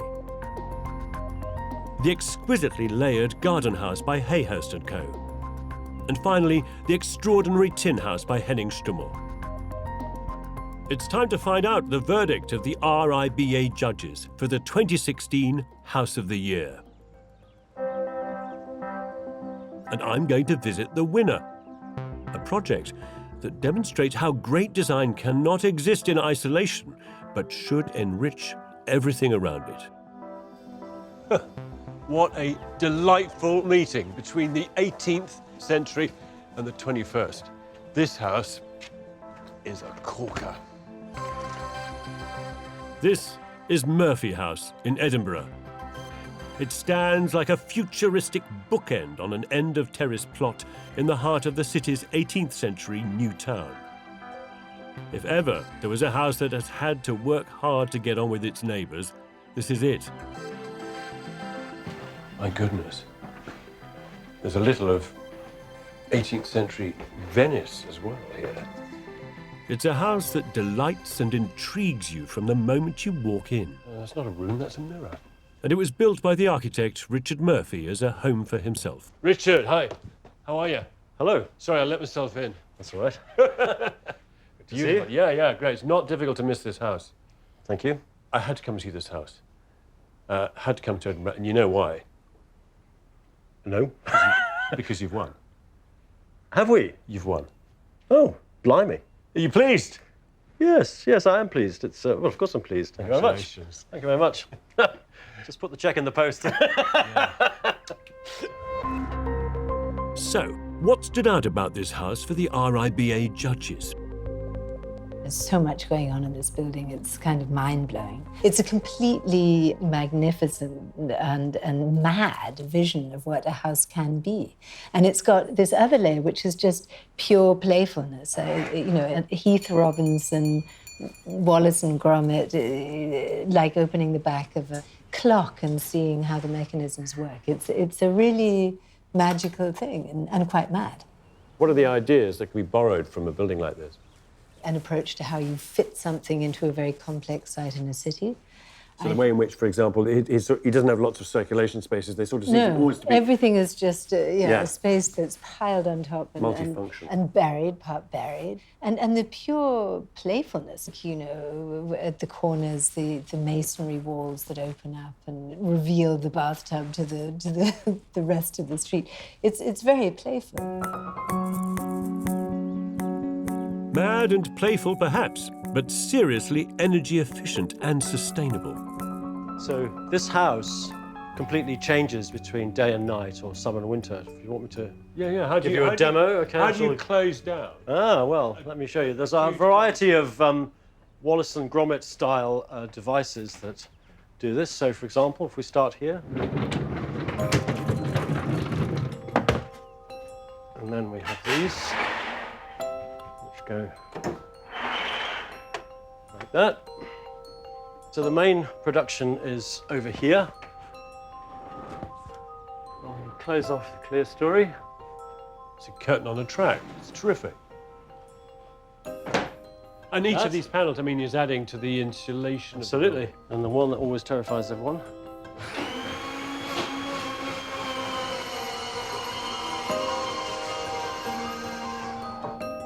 Becoming winter. It's turning into night. Wowzer. I mean, great. It turns what is actually a very porous, open building into something which is very closed down and woody. Well, Can we go back to summertime? Yes, please. Let's go back to summertime. This house redefines the phrase Murphy's Law. Here, anything that can be made to move will. It only takes 30 seconds, so it's not a big deal, really. No, although it does sort of rather redefine, would you mind drawing the curtains, dear? Along with the moving parts, Murphy House is a masterpiece of compression. Richard has dug down to form this bedroom in the basement. There's another on the ground floor next to the garage. Altogether, there are 165 square metres of living space here, squeezed onto just 66 square metres of land. It means that actually Richard had to think very hard about circulation and has minimised kind of loose dead-end space. So, for example, here's the study. His desk cheats over the landing down to the basement there in order to get that little bit of extra space. Cheated. Everything is interlocking, like a puzzle, mathematically set out, and then tricked up with the occasional use of mirror. And then you get these ambiguous spaces. This is a staircase, but it's also a library. This is a sitting room, but it's also access to the dining room and kitchen.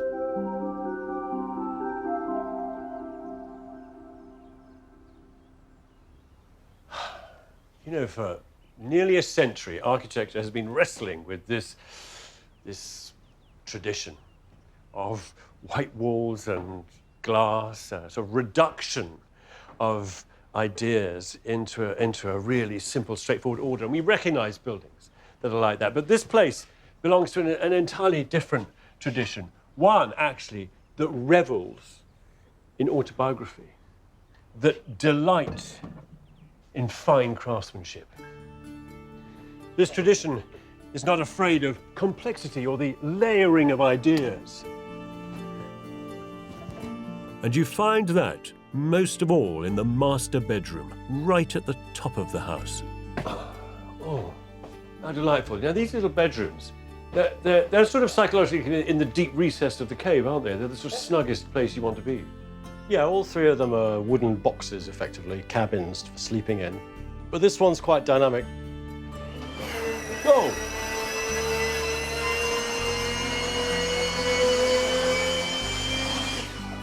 That would wake you up, wouldn't it?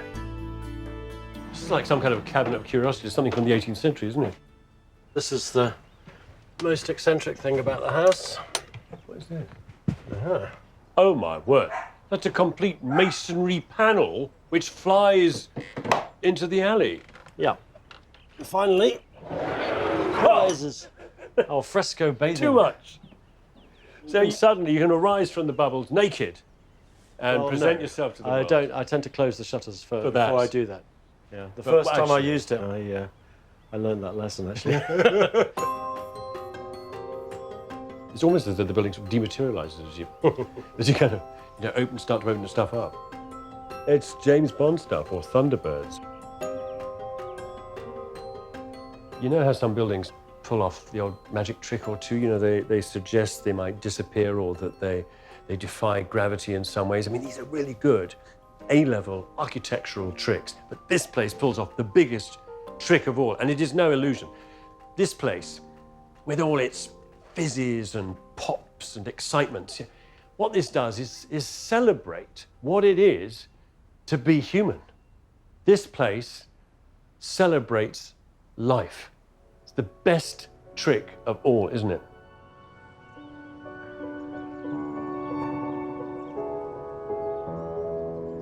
If we are looking for clues as to where architecture is going in this century, then one place we can search is right here.